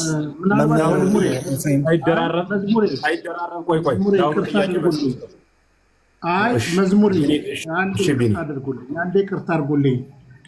ምክንያቱም አንዳንድ ፌዝ ባይኖር ጥሩ ነው፣ ያለማወቅ ችግር ስለሆነ ማለት ነው። ዳጊ አንድ መሰረታዊ ጥያቄ ነው የምጠይቀህ። የኃጢአት ስርየት በዚህ ምድር ብቻ ነው ያለው? እሺ መዝሙር ላይ ጨርሰሃል? ከጨረስክ መልስልኝ። ማለት ፌዝን ትተህ የማቴዎስ ወንጌል ምዕራፍ 12 አውጣና አንዴ ታነብልኛለህ። ቁጥር 31 እና 32 ላይ ምግባር የሚሉትም ቀጥሎም ታየዋለህ። የማቴዎስ ወንጌል ምዕራፍ 12 ቁጥር 31 እና 32 ታምናለህ አንተ? ይንቃል እሺ ማቴዎስ አሳዩኝ ብለሃል አይደል? አሳዩኝ ስላልክ አንድ ጥያቄ ማቴዎስ 12 እናንተ ቤት ዲያቆንና መምህር እንደምታከብሩ አውቅ ነበረ እና አክብራችሁ ቢጨርሱ መቀጠል ከፈለግ ቀጥል ማለት ቤቴ ምናምን ረጋ ብለህ አውጣና አንብበው። እሺ እኔ እኮ አላቋረጥኩ፣ አንተን ያቋረጥካቸው። ፌዝ በጣም ፌዝ ላይ ደግሞ አልወድም በዚህ እድሜ። አሁን አውጣና እናንብብ።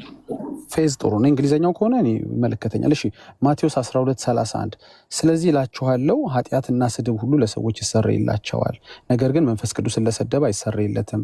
በሰው ልጅ ላይ ቃል የሚናገር ሁሉ ይሰረይለታል፣ በመንፈስ ቅዱስ ላይ ግን የሚናገር ሁሉ በዚህ ዓለም ቢሆን በሚመጣው ዓለም አይሰረይለትም ይላል። እሺ ቢኒያም ምን ፈልጋለህ? ዓለም ቢሆን በሚመጣው ዓለም ይላል አይደለ? አዎ። ስለዚህ የኃጢአት ስርየት በዚህ ዓለምና በሚመጣው ዓለምም ብሎ ተናግሯል አይደለ? አይሰረይም እያለን የተናገሩ እንጂ ይሰረያል የሚል በሚመጣው ዓለም የለም። ይኸው ከላይ አንብቦ ኃጢአት በሚመጣው ዓለም ይሰረያል አለ ወይስ አይሰረይም ማለት? ቁጥር 31 ነው። ስለዚህ እንትና ጥሩ የነበረው መንፈስ በዚህ እኮ ነው። ቅድም የአባታችንን ነገር ስታጣጥል ነው። ምንም ያጣጣልኩት ነገር የለም ወንድማችን። መወያየት ከፈለግ ይኸው ቀጥል። ስለዚህ እላችኋለሁ ሞክ ማድረጉን ትተኸው አሁን ከያድርግ የነበረን አይነት አንተ ነህ እኮ እያደረግህ የነበርከው እኮ። በጣም ያሳዝነኝ እዛ ነው። እኒያቱት ስለሆኑ እነሱ ሌላ ነው። ይኸው ቀጥል። የለም ስላልከኝ ላሳይክ። ይኸው የሚሰረይ የለም ስላልከኝ ቀጥል። እና ከነሱ ትህትና ተምረህ የሞክ እያረከኝ ነው። አልገባኝ። ትህትና ከነሱ ከተማርክ አንተም እኔ አሁን ክፉ አንነጋገር። ምን የፈለከው ማውራት ከፈለግ ክፍሉን ከፍቼዋለሁ፣ እያነበብኩት ነው። ሞክ አታውቅም። በቃ እኔ ማናቸውን ሁለቱንም ሞክ አላደረኩኝ። በስነ ስርዓት ነው ያዋራችሁ እንጂ ጥንት ያበቃ ነበር። አንተ ቤቴ ምናምን ከልጆቼ ጋር ምናምን እያልክ እንዲህ አይነት ፌዝ እየተባለ ኧረ አልተባለም። እባክህ ያልተባለ ነገር ቢኒ አታውራና ልጆቼ የሚል ቃል አላልክም። አሁን ቤቴ ልጆቼ የሚል ቃል ቤቴ አልኩ እንጂ እኔ ልጆች የሚል ነገር አላወራሁኝም ወንድሜ።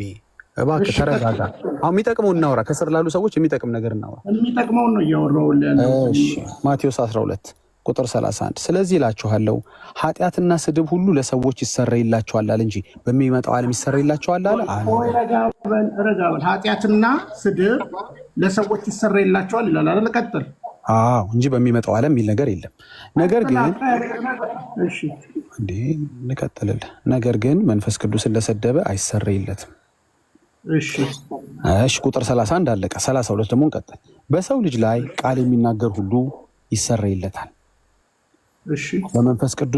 በመንፈስ ቅዱስ ላይ የሚናገር ሁሉ በዚህ ዓለም ቢሆን በሚመጣው ዓለም አይሰረይለትም ይላል። እሺ ሁለት ቦታ አይናገርም። በዚህ ዓለምና በሚመጣው ዓለም አይሰረይለትም አይልም እኮ። ልክ ነው። አይሰረይልህ ይሰረይልሃል እኮ ያላልኩ የምትመስለው አንተ ስታወራ ሰው ሲሰማ እዛ ይቅርታ ያለ አድርገህ ነው የምታወራው። ገብቻለሁ አላልክም እንደ ቅድም? ይሄው በሚመጣው ዓለም በዚህ ዓለም ቢሆን ይሰረያል አለ ሆይ? በሚቀጥለው ዓለም አሁንም ቢሆን ደግሜ እነግርሃለሁ መጽሐፉ እንደሚለው ኃጢአት አይሰረይም በሚመጣው ዓለም። መሰረይ ካለ ደግሞ አለ የምትል ከሆነ ደግሞ ልንገርህ ያንተን ልቀበልና አለ የምትል ከሆነ ሰዎች በቃ እንደ ልባቸው ይኑሩ። መሰረይ ስላለ ኃጢአት ይግባኝ ስላለ ቢንዬ ብናጠቃልልና በእኛ ሀሳብ ብንሰጥበት እሱ ጨርሶ ጥሩ ነው። እንደዛ ብናደርግ ጥሩ ነው። ምንም አንደኛ ኦፍኮርስ ዳጊ አይቀበልም ምንም ቢባል ሰው ይቀበላል ብለንም አይደለም፣ ግን አትሊስት ትምህርታችን እንንገረው ብለን ነው። መምህር ኤፍሬም ማጠቃለያ ሀሳብ ይስጡና እኔም ማጠቃለያ ሰጥቼ ከዳጊ ጋር እንጨርሳለን። በሌላ ቀን እንገናኛለን። ኦኬ እኔስ ማጠቃለያ አልሰጥም። አንድ ደቂቃ ብቻ ነው ማጠቃለያ የምሰጠው። እኔ አልሰጥም። መምህር ይቅርታ ማልሰጥ ከሆነ ያው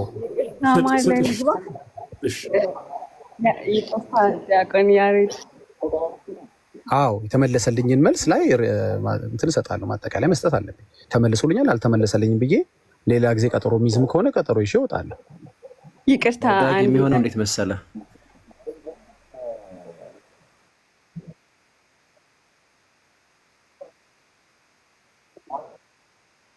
እና ከዛ ጥያቄ እንጠይቃለን። ደግሞ አንተን እዚያው ፖይንት ላይ ጥያቄ እንጠይቃለን። መልስ ላይ እኮ ማጠቃለያ የለም። እንደሱማ ካላችሁ መልስ ላይ ማጠቃለያ መልስ ላይ ጠየቅ አይደለ? በላሾቹ ባለእምነቶች ሆኖ ማጠቃለያ እንደውም ሰውን አጠቃለው ሀሳብ የመስጠት መብት አላቸው። አንተ ግን ጠያቂነህ ተመልሶልሃል። በቃ ከተመለሰ ማጠቃለያ ተቀበል። የራስ ጉዳይ ነው። የምታጠቃልለው ነገር ካለ ቤት ሄደህ ልታጠቃልል ትችላለህ። አሁን ላጠቃለያ አላችሁት እኮ ከመምህር በኋላ እናንተ የምታጠቃልሉ ከሆነ ጥያቄና መልስ ላይ ማጠቃለያ ካለ አቤት መምህር አጠቃላዩን እንዲሁም ትተነዋል። ይጠይቁ ልጆች የእነሱ ጥያቄ ስላላቸው ቆይ መጀመር እነሱ ጠይቁ። እነ ተሙም እነ ክርስቶፈርም እነ ዮባም ጥያቄ ስለሚኖራቸው ይጠይቁ። ቤታችን ስለሆነ ኋላ ማጠቃለያ እኛ እንሰጣለን። ጠይቁት ግድ የለም። እነሱ ጥሩ ሪተር ከጴንጤዎች ላይ አንሺ። ለምንድን ነው ሚዩት የምትደረገው? ማን ያደረገ? እሺ ዳጊዬ ጥያቄ ጠይቃል። ዳጊ ቅድም ጠይቆት የነበረውን ጥያቄ መልሱ። ይቅርታ ኑሐሚን ሁለት ጥያቄ እንዳለኝ ታውቂያለሽ። ለአንቺም ጥያቄ አለኝ፣ ለመዝሙር ያሬድም ጥያቄ አለኝ ብዬ ነው የገባሁት። ለአንቺ አልጠየቅኩኝም ታውቂያለሽ። አንቺም እሺ መጨረሻ የጨርሱና ጠይቀኛለህ ብለሽኝ ነበር። አሁን መጠየቅ እችላለሁ? አይ ትጠይቀኛለህ፣ ችግር የለውም። ወደ ሌላ ሀሳብ ጭቅጭቅ ውስጥ ስለገባችሁ ነው ያኛው ጥያቄ አብሮ ቢመለስ ብዬ ስላሰብኩኝ ምናልባት የብዙዎች ጥያቄ ሊሆን የትኛው አሁን አንተ የጠየቀው ቢኒያም ሌላ ሀሳብ ከማምጣት የቢኒን እንጨርሰው። እሺ ደስ ይለኛል። ኖ መጀመሪያ ከቢኒ ጥያቄ በፊት አንተ የጠየቀው ጥያቄ ነበርና በዛው አብሮ እንዲመለስ ነው። እሺ እኔ ሚውት ላድርጋ ይመልሱና ከዛ እነሱ ሲጨርሱ አንቺን ጠይቄሽ እወጣለሁ። ነዋዬ ትንሽ ሀሳብ መስጠት እችላለሁ? እህት አለምየው ማንንም ጥቅልል ሊደረግና አሁን በቃ መምህርም እኔም በቃ ማጠቃለያ አንሰጥም፣ ጨረስን። ዳጊ ፍቃደኛ ከሆነ ጥያቄ የተቀበላቸው ወንድሞቻችንን፣ አይ ፍቃደኛ አይደለሁም ካልክ ደግሞ ምንም ችግር የለውም፣ በሌላ ቀን እንገናኛለን። እንደዛ ቢሆን ያለበለዚያ በቃ ዝም ብለን መክረማችን ነው እዚህ። እሺ ልደቴ፣ እኔም አንተም ጋር ያው ሰዓታችን ተቀራራቢ ነው፣ ተመሳሳይ ነው። እኔ ጋር 110 ሆኗል፣ አንተ ጋር አይ ቲንክ 310 መሰለኝ። ጥያቄ በቀበል ሞክራለሁ፣ ግን ለኑሐሚን አንድ ጥያቄ ላቅርብና ምክንያቱም እኔ ብቻዬን 4-5 ሰው እያወራሁ ነው ያለሁት። በቀበልም ችግር የለም፣ ግን ኑሐሚንን አሁን በጠይቅሽ ደስ ይለኛል፣ ምክንያቱም በመሀል እንዳይረሳና እንትን እንዳይል። እሺ ወይ በሌላ ቀን ጠይቃት ዳግዬ፣ በጣም ለሊት ስለሆነ ወይ በሌላ ቀን ጠይቃት እሷን እኮ።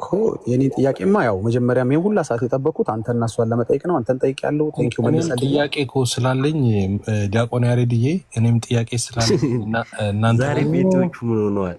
እነሱ እናንተም ጠይቁ። እኔም እንዴ ኧረ ኢዮብ አሁን ገና ነው። አንተ 4 ገብተሃል፣ እኔ ገና አሁን መግባቴ ነው።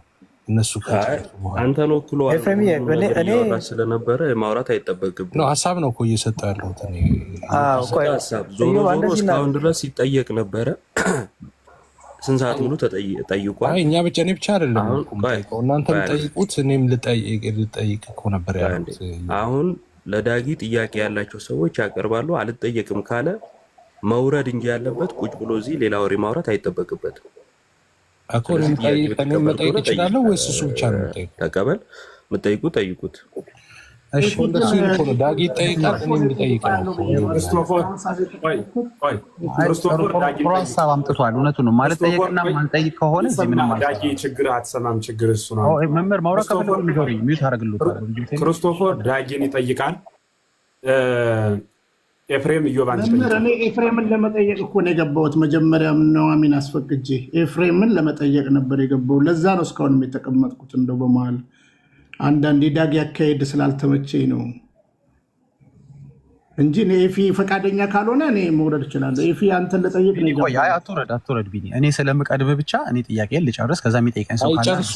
ቢኒ እኔ አለው ችግር የለውም እኔ አለው። እሺ ኑሐሚን ይሰማሻል ድምጼ? አረ ወዴት እኔ ልጠይቅ እንጂ ዳጊ።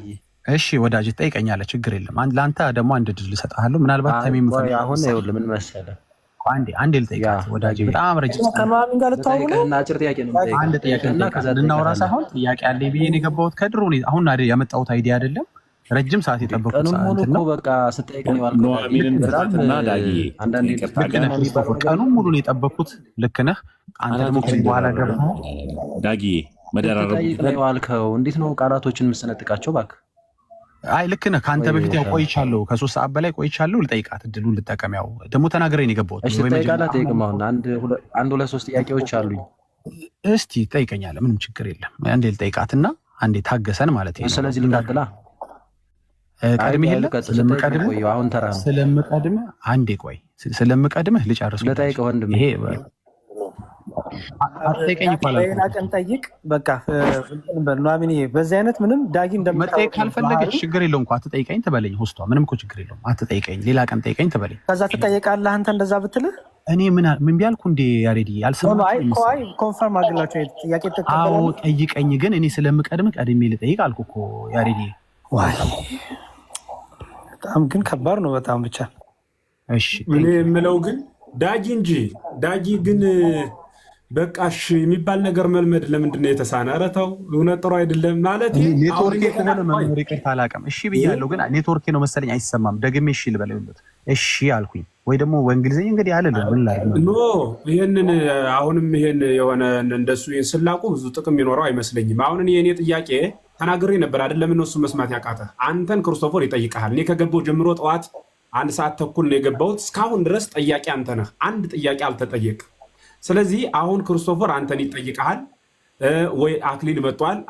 ኤፍሬም ደግሞ አክሊልን ይጠይቃል። ይሄው አንድ ወንጌላዊ፣ አንድ ፕሮቴስታንት፣ አንድ ደግሞ ኦርቶዶክሳዊ አባድነናል። በዚህ መሰረት ለምንድን ነው አንተ ማትጠይቅ? ኑሐሚን የምትጠይቃት እዚህ ላይ ስንት መምህር ስንት ዲያቆናት ባለበት ቦታ ለምንድን ነው እሷን እችን መጠየቅ ፈልጋለሁ የምትላት? ብትጠይቃት እኔ ነው የምመልስልህ። እሺ እርሶም ከፈለጉ ለኑሐሚን ነው የምመልሰው ብሎ እርሶም መመለስ ይችላሉ። ባይዘው ችግር የለው መምህር። እኔ ማንንም ማዘዝ አልችልም። እዚህ ቤት አንድ የማውቀው ነገር ከገባው ሰዓት ጀምሮ 2 ጥያቄ አለኝ። አንድ ለኑሐሚን አንድ ለመዝሙር ያሬድ ብዬ ገብቻለሁ። ይሄን ያህል ጠብቀ መጠየቅ አትችልም ካላችሁኝ አልጠይቅም። እኔ መልሰው የሚል አካልም ካለ ይመለስ ማለት የዋልነ እኮ በአንተ ነው እስካሁን ድረስ የዋልነ ዳጊ ለምን ዳጊ። ስለዚህ መምህር ይመልሱልኝ። በቃ ለእሷ መጠይቃትን ጥያቄ አሁን አልመልስም። እኔ አሁን አንተን ጥያቄ ጠይቋል። ያው አክሊል መጥቷል። ጥያቄ ካላቸው ይጠይቁ። መጀመሪያውን ተጠየቅ። አንተ መጠየቅ አልፈልግም ካል መጠየቅ አትችልም። አንተን እናድርጓ ከታላቅ ይቅርታ ጋር እኔ አሁን ቅድም መጥቼ ነበር። አሁንም ተመልሼ መጣሁኝ። እንግዲህ ክርስቶፎር ለምን ወጣ? ዳጊ የኑሐሚንን መጠየቅ ከፈለግ እንግዲህ አሁን እህታችን ኑሐሚን እዚህ ጋር አሁን በጣም በርካታ መምህራንም አሉ ዲያቆናትም አሉ ምናምን።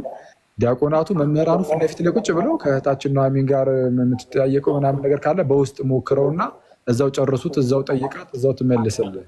እዚህ ጋር የትምህርት ጉዳይ እስከሆነ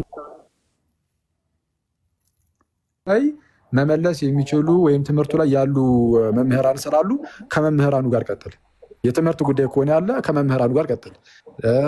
አይ እኔ በቃ እንደው ኑሐሚንን መጠየቅ እፈልጋለሁ ካልክም አሁን እዚህ ጋር መምህራን እያሉ እሷን እዚህ ቦታ ላይ ሳይሆን የምጠይቃት በውስጥ ጠይቃት፣ በውስጥ ጨርሱት። አሁን እዚህ ጋር ግን ትምህርቱ ላይ ፎከስ አድርጉና መምህራኑ ስላሉ መምህራኑን ጠይቅ ዳጊ ፕሊዝ። እሺ መምህር ማን ነው የሚጠይቀው? እሺ አንድ ሰው እኔ እችላለሁ መቻል ሳይሆን ይመቸኛል የሚል ሰው ማለት ነው። ስለ ችሎታ ማውራት አይደለም። ጠይቅ ይመለሳል። ምን ርዕስ ላይ ናችሁ? አሁን ምን ላይ ደረሳችሁ ከቅድሙ ርዕስ? እሺ እዛው ላይ ነን ያለ ነው። እሺ መምህር ነው የሚመልሱልኝ? ማን ነው ተዘግቷል? የቅድሙ ሰምታችሁ ነው የምትመልሱልኝ? አይ የቅድሙ ተዘግቷል ላይ ናችሁ አሁን? አይደለም ቅድም ሌላ ነበረ፣ ስለ ምልጃ ምናምን ነበር። እሱ ተዘግቷል። ሌላ ነው አኪዋ ሌላ ነገረ ማርያም ሌላ ልናነሳ ነው። ዳጊ ልጠይቀው። ማን ነው የኑሐሚንን የሚመልስልኝ? አንዴ አኬ ጥሩ አይዲያ አምጥቷል። ቆይ አንዴ መምህራን እያናገር በጣም እንድበሳጭ እየገፋፋኸኝ ነው ዳጊ። ጥሩ አይዲያ አምጥቷል እኮ መምህራን እያሉ ዳጊ ስርዓት ዳጊ አትረብሽ። መሄድ ከፈለግ መውጣት ትችላለህ። ለምንድን ነው ይሄን ያህል የግራ ለምንድን ነው በሰው የምታፌዘው? ክርስቶፎር ሲወጣ ለምን ወጣ የሚጠይቀኝናል? መጣ ይኸው ይጠይቅህ አዳምጣ። ለምንድን ቅድም እኔ ማብራሪያ ስሰጥ የለውም አለ። ስወጣ መምህር ኤፍሬም የት ሄዱ አለ። ተመልሼ መጣሁ ገባሁ መለስኩልህ። 2 ሰዓት የሚሆን አወራን። አሁን ደግሞ ጥያቄ መጠየቂያ ጊዜ ሲደርስ ዘግተን ጨርሰን አሁን ደግሞ ኦርቶዶክሳዊ ይጠይቅ ሲባል ኤፍሬም ምንም ጥያቄ አለ ያለ ካለህ አክሊልን ወይ አንዱን ትጠይቃለህ። እነ ዮሐዴም ስለነበሩ እነ ዮባ ትጠይቃለህ አልን አይደል? አሁን መጠየቅ ትፈልጋለህ አትፈልግም? ለዚህ ብቻ ነው ያው ማብራሪያ አልፈልግም ካለ እስካሁን ሲጠይቅ ነበር ዝም ብሎ ሲጠይቅ ነበር። ስለ ድንግል ማርያም ነገረ ማርያም አንስቶ እኮ አወራን። በጣም አንተ ከወጣ ጀምሮ እስካሁን ድረስ አወራን። ጥያቄ ጠያቂ እሱ ብቻ ነበር ማለት ነው። አሁን ደግሞ ይጠይቃል አለ ሞንቱን ብሏል እኮ መጠየቅ። ማነው ጠያቂው? በቃ ክርስቶፎርስ ጠያቂ ከሆንክ ቀጥል። ወደ ክርስቶፎርስ ቀጥል። ጥያቄ ልጠይቀው። እሺ ቀጥል። አይ ቆይ ክርስቶፎርስ ቆይ አትጠይቀኝ። እኔ አሁን አትጠይቀኝ አልኩኝ እንጂ መጀመሪያ እንጨርስ። መጀመሪያ ትመልሳለህ ወይም ትወርዳለህ? ዳጊ እኔ ጨርሰዋል። ቅርታ አድርጉልኝና ጨርሰናል። አሁን የክርስቶፎር ተራ ነው። ኤፊን ጠይቄ ፈቃደኛ ይህን ሁሉ ሰው ሰብስቦ ምንም ጥቅም የሌለው ነገር ጠይቅና ከዛ በኋላ አንተ ኤፍሬም ትጠይቀዋለህ። ክርስቶፎር አንድ ጊዜ ሁለቱም መመለስ ይችላሉ። አንድ ጥያቄ ጠይቀ። በእውነት እስካሁን አልተኛውኝም ይህን ጥያቄ ለመጠየቅ ብዬ ነው። ቢኒ ጠይቀህ ነበር፣ ንገራቸው እስኪ። ዳጊ እንደመለሰ ተጠይቆ ንገራቸው። አካል አልሰማም ነበር አልነበረም እና ጥያቄ ጠይቀኝ መልሻል። ስለዚህ ሲጠይቅ ብቻ ነበር ብለው ሚስ ኢንፎርምድ አድርገውታል። ስመልስም እንደነበር ንገራቸው። ጥያቄም ስመልስ እንደነበር ንገርልኝ ማለት ነው። ኑሐሚን ለምን በቃ እንትን ብንል ጥሩ ነው። ምንም የሚሆን ነገር ሳይሆን ቢኒዬ በቃ ይለቅና ያደርግና ከኤፊ ጋር ልቀጥል። አንዴ ብቻ አንድ ጥያቄ ኤፊ ልጠይቀው ስለፈለኩ ነው። ኤፊ ፈቃደኛ ነህ? ጥያቄውን ተቀበለው። እሺ ኤፍሬም ያው ለቢኒ እሺ ወይ ዳጊ ሚውት አድርግ። ዳጊ ሚውት አድርግ። ኤፊ ኮምፒውተር ጋር ያለኸው? አይ ኮምፒውተር ላይ አይደለሁም ያለሁት። ምንድን ነው? እሺ እኔ መሰረታዊ ጥያቄ እንግዲህ እኔ አሁን ስለ መሰረታዊ ጥያቄ ነው የምጠይቀው ከፍጹም ትህትና ጋር። ኤፊ በኢትዮጵያ ወንጌል አማኞች ካውንስል ታምናለህ? ወይም በዩኒቲው ወይም በፕሮቴስታንት ዶግማ ታምናለህ? አይ ቲንክ እንትኑ ስፔሲፊክ ብታደርግልኝ። እሺ በቃ ባጭሩ ጉባኤዎቹን ትቀበላለህ? የአባቶች ጉባኤ የሚባሉትን የአባቶች ጉባኤ የተባሉት ለምሳሌ በካውንስሉ ዌብሳይት ላይ የተዘረዘሩ አሉ፣ ምንቀበላቸው አሉ። እሺ እነሱን እቀበላለሁ። እነሱን ጉባኤ በካውንስሉ ላይ ያሉትን ነው የምትቀበለው አይደለም? እዛ ላይ የተዘረዘሩትን እኔ ብቻ ሳይሆን እንደ ወንጌል አማኝ እንቀበላለን። እሱ ዶክመንት የምትፈልግ ከሆነ ኮምፒውተር የፈለግከው ለሱ ከሆነ ስላለኝ ችግር የለው። ክፈትልን፣ ከፍ አድርጊውና ክፈችልን። እሺ አይ እኔ ለመክፈት ፈልገህ ነው ልክፈተው? አዎ ክፈትልንና የቅንነት ጥያቄ ነው የምጠይቀው። ምክንያቱም ችግር የለው መቼም ተአምረ ማርያም እና ነገረ ማርያም ገድላትና ዋልድ መጽሐፍቶቻችን እምነታችንን መቀብቀቢያ ናቸው። ትምህርቶቻችንን ላይ ብናወራ። እሺ ጉባኤዎቹ አሉ። ኮምፒውተር አይደለም ይሄ እንትን አይፓድ ነው ለምትሰሙ። እሺ የጠበቅኩም ይህን ጥያቄ ለመጠየቅ ነው የጠበቅኳችሁም። አንዴ ግን ታገሱ። እሺ የቱ ጋር ላውጣው?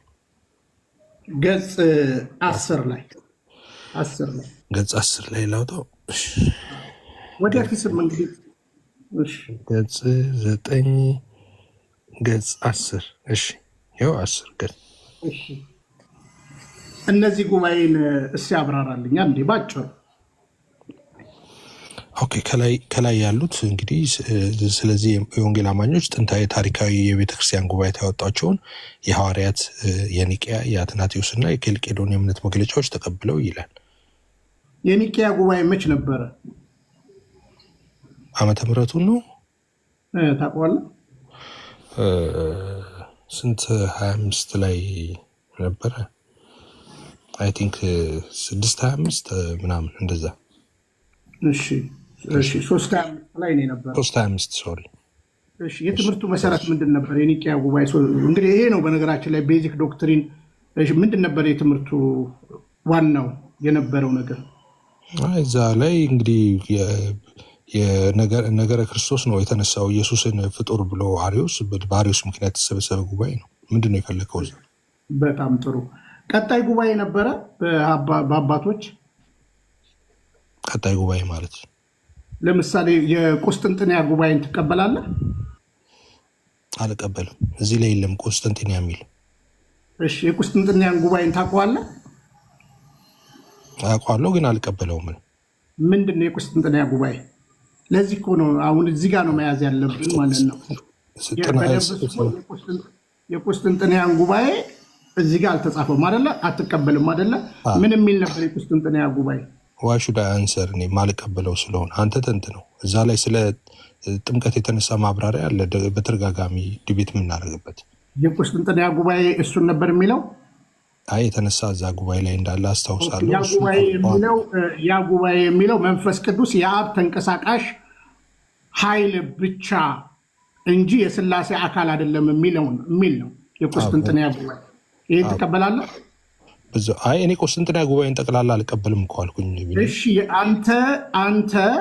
አንተ መንፈስ ቅዱስ የአብ ተንቀሳቃሽ አካል ነው የሚለውን ይሄ ጉባኤ እንግዲህ ስህተት ትምህርት ተነስቶ አንዱ ጉባኤ ነው። የመጀመሪያው በወልድ ጉዳይ ነው፣ ሁለተኛው በመንፈስ ቅዱስ ጉዳይ ነው። ይሄን ጉባኤ ካልተቀበልክ ታዲያ አንተ የቱ ጋር ነህ ማለት ነው? እዚህ ጋር ስለሌለ እኮ ነው ይሄ። አይ እኔ ጉባኤውን አልቀበልም። እኔ ሴንስ ጉባኤ ላይ የተነሱ ኤቭሪ ዲቴሎችን አልቀበልም ማለት አይደለም። ግን በጉባኤው ላይ የተነሱትን ሀሳቦች ሙሉ ለሙሉ ማልቀበል ከሆነ ኦብቪየስ በቃ ጉባኤውን አልቀበልም ነው የምለው እንጂ ኤቭሪ ዲቴል አልቀበልም ማለት አይደለም። ስለዚህ ጉባኤው የተያዘበት ዓለማን ካልተቀበልክ፣ ስለዚህ አንተ መንፈስ ቅዱስ ልክ በምዕሉ ትርጉም ላይ እንደተቀመጠው መንፈስ ቅዱስ ለምንድን ነው ሚዩት የምደረገው? ስሜን ጽፌ ራን ብዬ መጻፍ እችላለሁ። ሌሎች እያደረጉት ማለት ሁሉንም ሚዩት አድርጉ ወይ እኔን ብቻ ለሚዩት አድርጉኛላችሁ። ይህ ትክክል አይደለም። የራሴን ስም ጽፌ ራሴ ላይ ነው ማሾፈው፣ መብቴ ነው። ወይ ደግሞ ሌሎቹንም አስቆሟቸው። እኔ እንድታስቆሟቸው አልፈልግም። በጣም ኢንጆይ እያደረኩት ነው እና ራሴ ላይ ኮሜንት ላድርግ። ይሄ ትክክል አይደለም። ሚዩት አታርጉኝ። ሚዩቴን አንሽልኝ። ቴንኪው። ይቅርታ ስላቋረጥኳቸው። ኮሜንት ነው ሚዩት አታርጉኝ። ራሴ ላይ እንደፈለግኩት መጻፍ። እንዲያውም አሪፍ ስድብ ጻፉ። ቆንጆ። ቆይ ዳጊ አንድ ጊዜ ቆይ። በመድኃኒዓለም ጥሩ ትምህርት እየተማማርን ነው። ሚዩት አታድርጉት። ዳጊም ደግሞ አንዳንድ ጊዜ ሌሎች ኮሜንታተሮች ታች ላይ የሚያደርጉትን ነገር ያው ከኔ በተሻለ ታስተውላለህ ብዬ ስለማስብ ነው ወንድሜ። በቃ ተዋቸውና ራሴ ስምን ያሾፍኩት ማንንም ስም አላነሳውም። ዳጊ እኔን ስማኝ። እያወረደ ነው። እሺ ፕሊስ አታውርድ። እኔ ነኝ የማወርድ። እንዲያውም እስኪ አንተ ቢኒ ጣልቃ አትግባ። ገና ከመምጣ ዳጊ በመድኃኒዓለም እየተማማርን አይደለ? ኤፊና ቢኒ እያሉ በቃ ኮመንት አትጻፍ አንተ። በቃ ቶ እሺ በለኛ ዳጊ እኮ ማንም አልሰደበህም ዳጊ። ኧረ በመድኃኒዓለም ምን ሆነሃል? ለምን ሰደቡኝ እኮ አይደለም። እኔ ለምን ሚዩት ተደረግኩ ነው? ኧረ ዲያቆን አትሂድ፣ አብረን እንሄዳለን። ታርጉኝ አልኩኝ እንጂ አትስደቡኝ አልኩኝ። እንዲያውም ዛሬ ምንም አላሉኝም። እንደተፈጠረ አላውቅም። እንግዲህ ሁሉ ዳጊ እንደ ጴንጤ ምርጥ ተሳዳቢ ያለ ያሬድ ምን አልኩኝ? እኔ ምንም እኮ እኔን ሚውት አታርጉኝ ማለት ምን ነውር ነው? ይቅርታ። ኖ እሱ አይደለም። አልሰደቡኝም። እኔ ለምሳሌ አልሰደቡኝም። ካልሰደቡኝ ታዲያ ምን ልበል? ሳይሰድቡኝ ሰደቡኝ ልበል? እንደ ጴንጤ ምርጥ ተሳዳቢ ያለ ዳጊ ቆይ ማን ሰደበኝ? እኔ ማን ነው የሰደበኝ እኮ የለም። እስካሁን በጣም ጥሩ ትሪት እያደረጉኝ ነው ከስር ተሚያለህ። ቆይ ዳጊ ይኸውልህ ያልከው ምንድን ነው? አቤት። እንደውም ዛሬ ምን ተፈጠረ? አልሰደቡኝም። ደህና አድርጎ የሚሰድበኝ ሰው የለም አልክ። አዎ ሌላ ጊዜ ሰድቡኝ ነበር። እሱ አነጋገር ይኸውልህ፣ አሁን ለምሳሌ እኔ ከታች የአንተ ወገን ይሰድቦኛል፣ ግን ሰደውኝ ብዬ አላለቃቅስም። እኔ መች ሰደቡኛል ብዬ አለቀስኩ? ያሬድ እንዴ ጥሩ አረጉ እኮ ነው ያልኩት። እኔ ደግሞ ብጠብቅ የሚሰድበኝ የለም። እኔ ምን ላድርግ? እኔ ደግሞ ያስለመዱኝ ሲቀርብኝ እኮ ነው እንጂ ለሌላ አይደለም። አንዴ ስማኝ ዳጊ። አቤት። እኔ አሁን እለት እለት የሚሰድቡኝ አሉ። ዛሬ አልሰደቡኝ ምን ነው ጠፋ አይደለም። በቃ ከሰደቡኝ ለራሳቸው ስንፍናቸው ለራሳቸው። ቅድም ጀምሮ እኔ ስናገር መምህር ሲናገሩ ያንተ ወገኖች በጣም ብዙ ነገር ሲሳደቡ ነበረ። ግን ንቀን የምናልፈው ነገር ተሳዳቢ የተናቀ ነገር ሰው በዛ መልኩ ይኸው ሀሳቡ ላይ ብቻ ፎከስ እኔ ደግሞ ሚውት ባታረጓቸውና ከይቅርታ ጋር በጣም ይቅርታ፣ እንደዚህ አላወራውም እስካሁን አንተ ላይ እያወራ እኔ ብትከፍቱላቸውና ትንሽ ቢሰድቡኝም ቢሆን ቢመርቁኝም መብቱን ለነሱ እንተውላቸው። ትምህርቱ አንተ ትልቁን ነገር ይዛል ዳጊ ፕሊዝ። ኮመንቱ በጣም ኢምንት ነገር ነው። አንተ ድምፅ አለ ትምህርቱ ላይ ብቻ ፎከስ አለ። ጥሩ በቃ እኔ ብቻ ሚውት አታርጉኝ ነው። እንደዛ ከሆነ ወይ ሁሉንም ሚውት አረግ። fighting for my own rights ስለሌላው እኮ አይደለም። ለምን እኔ ማረፍ አለብኝ? ወደ ውይይቱ እንሂድ። እኔ ማረፍ አላቸው ደስ ይለኛል። ሚውት እኮ ካደረጉ ኤፍሬም ቢናገር ነው የሚያምርበት። አንተ እኮ ሚውት አድርገህ ራሱ መቀመጥ እኮ አለብህ። እኔና ኤፍሬም ነው እየተነጋገርን ያለ ነው አይደለ? አንተ ሚውት አታርጉ። አንተ እኔና እሱ ነው እየተነጋገርን ያለ። ሚውት አድርገህ ያስለመዱኝ ነገር ሲቀርብኝ ችግር አለብኝ። አይስደቡ ካላችሁ እንደ ጴንጤ ተሳዳቢ ያለው ዳጊ ኢንተራፕት ለምንድን ነው የሚያደርገው? ለምን ኖሚ ለምን አታስወርዱ? ለምን ኢንተራፕት የሚያደርገው? በማለት ነው ሚውት አድርጉልን፣ አንዴ ሚውት አድርጉልን። እኔ መልስ አግኝቼ መሄድ ስለምፈልግ በቃ ሌሎቻችሁ ሚውት አድርጉና ይቀጥሉ። እንደዛ ይሻላል። ኤፊ እሺ ቢኒ አቤት። የመጀመሪያው ጉባኤ የኒቅያ ጉባኤ ነው ተባብለናል ብለኸኛል አይደለ? የኒቅያ ጉባኤ ኒቅያ ጉባኤ ላይ በዋናነት የነበረው ማን ነበር? አባት እንደው ከነበሩት ስንት ነበሩ?